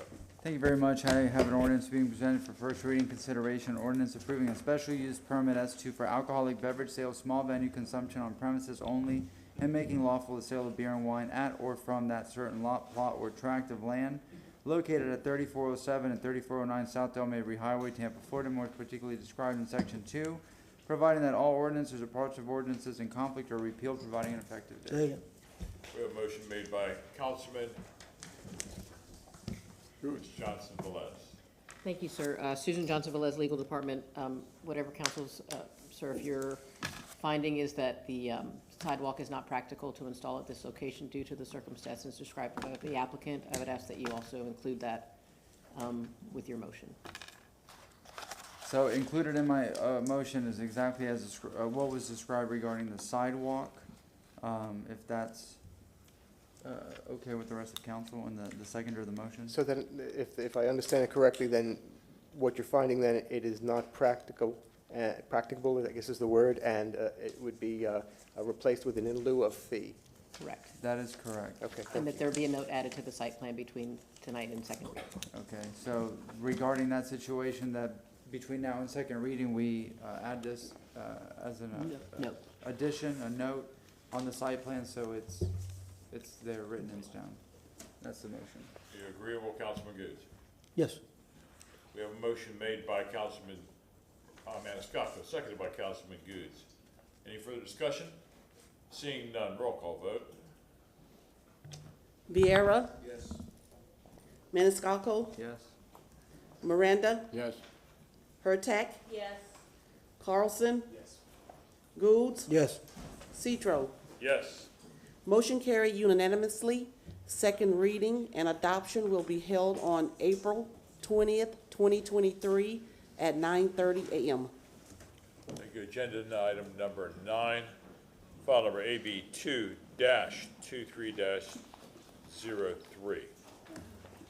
Yes, thank you so much, Council. LaShawn, Dock Development Coordination. This next item is a request for alcoholic beverage sales. This is for the property located at 5017 East Washington Street. The applicant is Egypt Shrine Holding Corporation Incorporated, and the request is for a large venue classification, beer, wine, and liquor, consumption on premise only. This site currently has approval for alcoholic beverage sales. The classification currently is a small venue with beer, wine, liquor, consumption on premise only sales. This request before you would add additional outdoor space to what is currently approved. So currently they're approved for 26,957 square feet. And this request before you would allow a total of 33,004 square feet of AB sales, with 7,753 square feet of outdoor space. And this is the site plan submitted. So this is Washington Street. It's not up on our screens. Mr. Mansculptor. Let us We can show activate the screens, please. Our screen, so we can see what's being projected.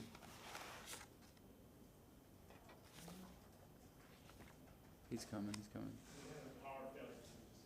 Okay, sorry. Yeah, it's completely blank over here.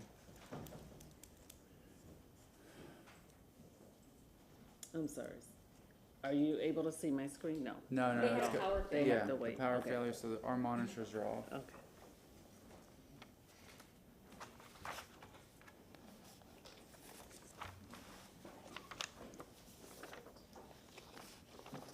Let me put it up, then I'll know when it comes up.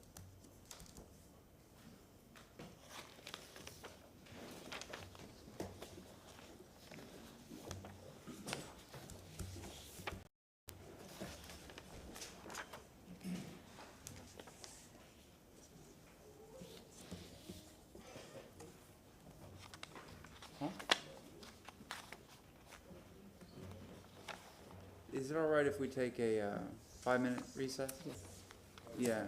No, it's on, but it's just showing my face. So, yeah, we've been here for a bit. So let's do a 5-minute recess. Thank you.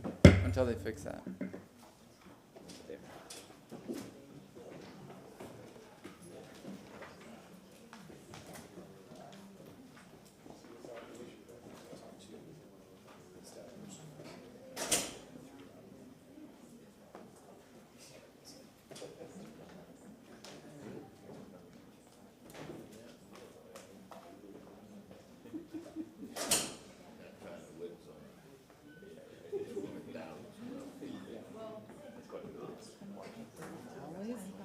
No, what I'm saying is the site plan, what we got originally approved, I'm not raising this. Got it. I don't know why. That was, I remember that coming up before the thing, and I was asking him. We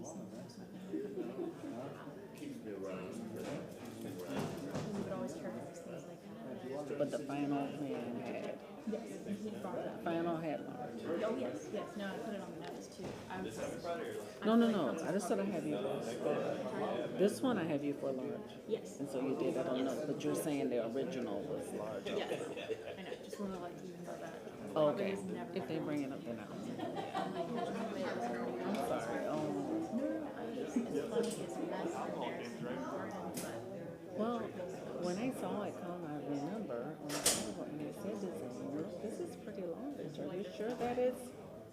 Because sometimes you look at buildings and you're like, it's gonna be so large. Yeah, And so, then I look at the, occupancy loads on their building permit. 299 people, so you can get a little bit more, but it is a recreational It facility. would make it, I would do like, I would prefer a small video, yeah. But Okay, so you think it's gonna be, I mean, you don't really look at this. No one's here again. I think most of these people are. Okay, thank you for the.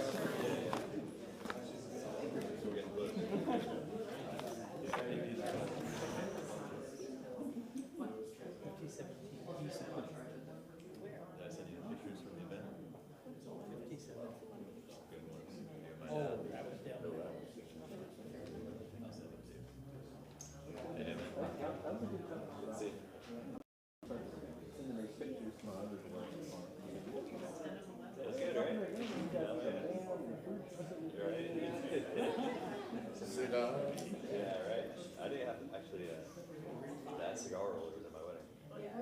Yeah, I didn't even realize it, but she just randomly hired him. They're good, I got one. Nice. Yeah, I didn't get one, but. It's way down. Is that ticket coil?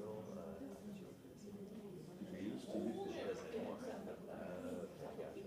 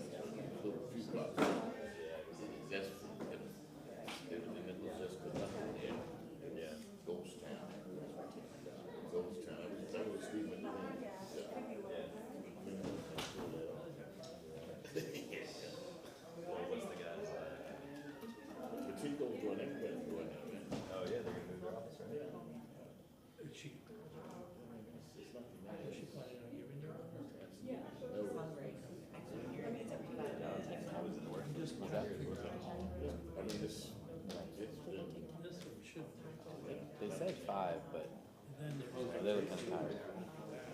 Oh, really? Small size. Yeah. That postal stamp there. But, you know, they got good clientele over there.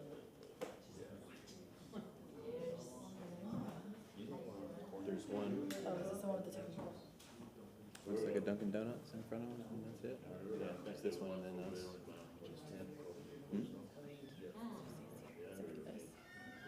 Oh, yeah, I think that's right. Yeah, I think I saw her name on one.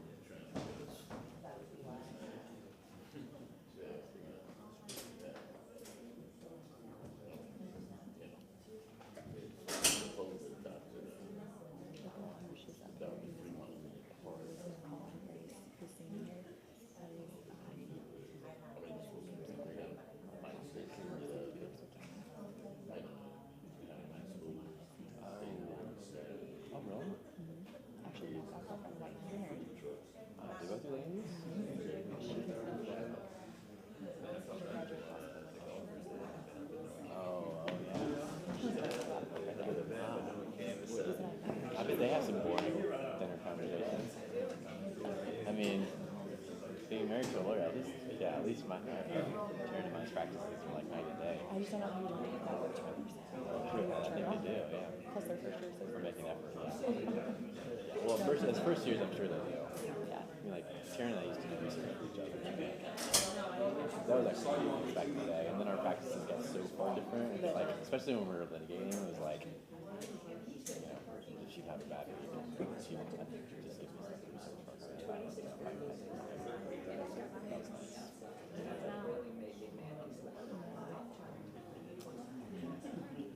Jonathan, how you doing, man?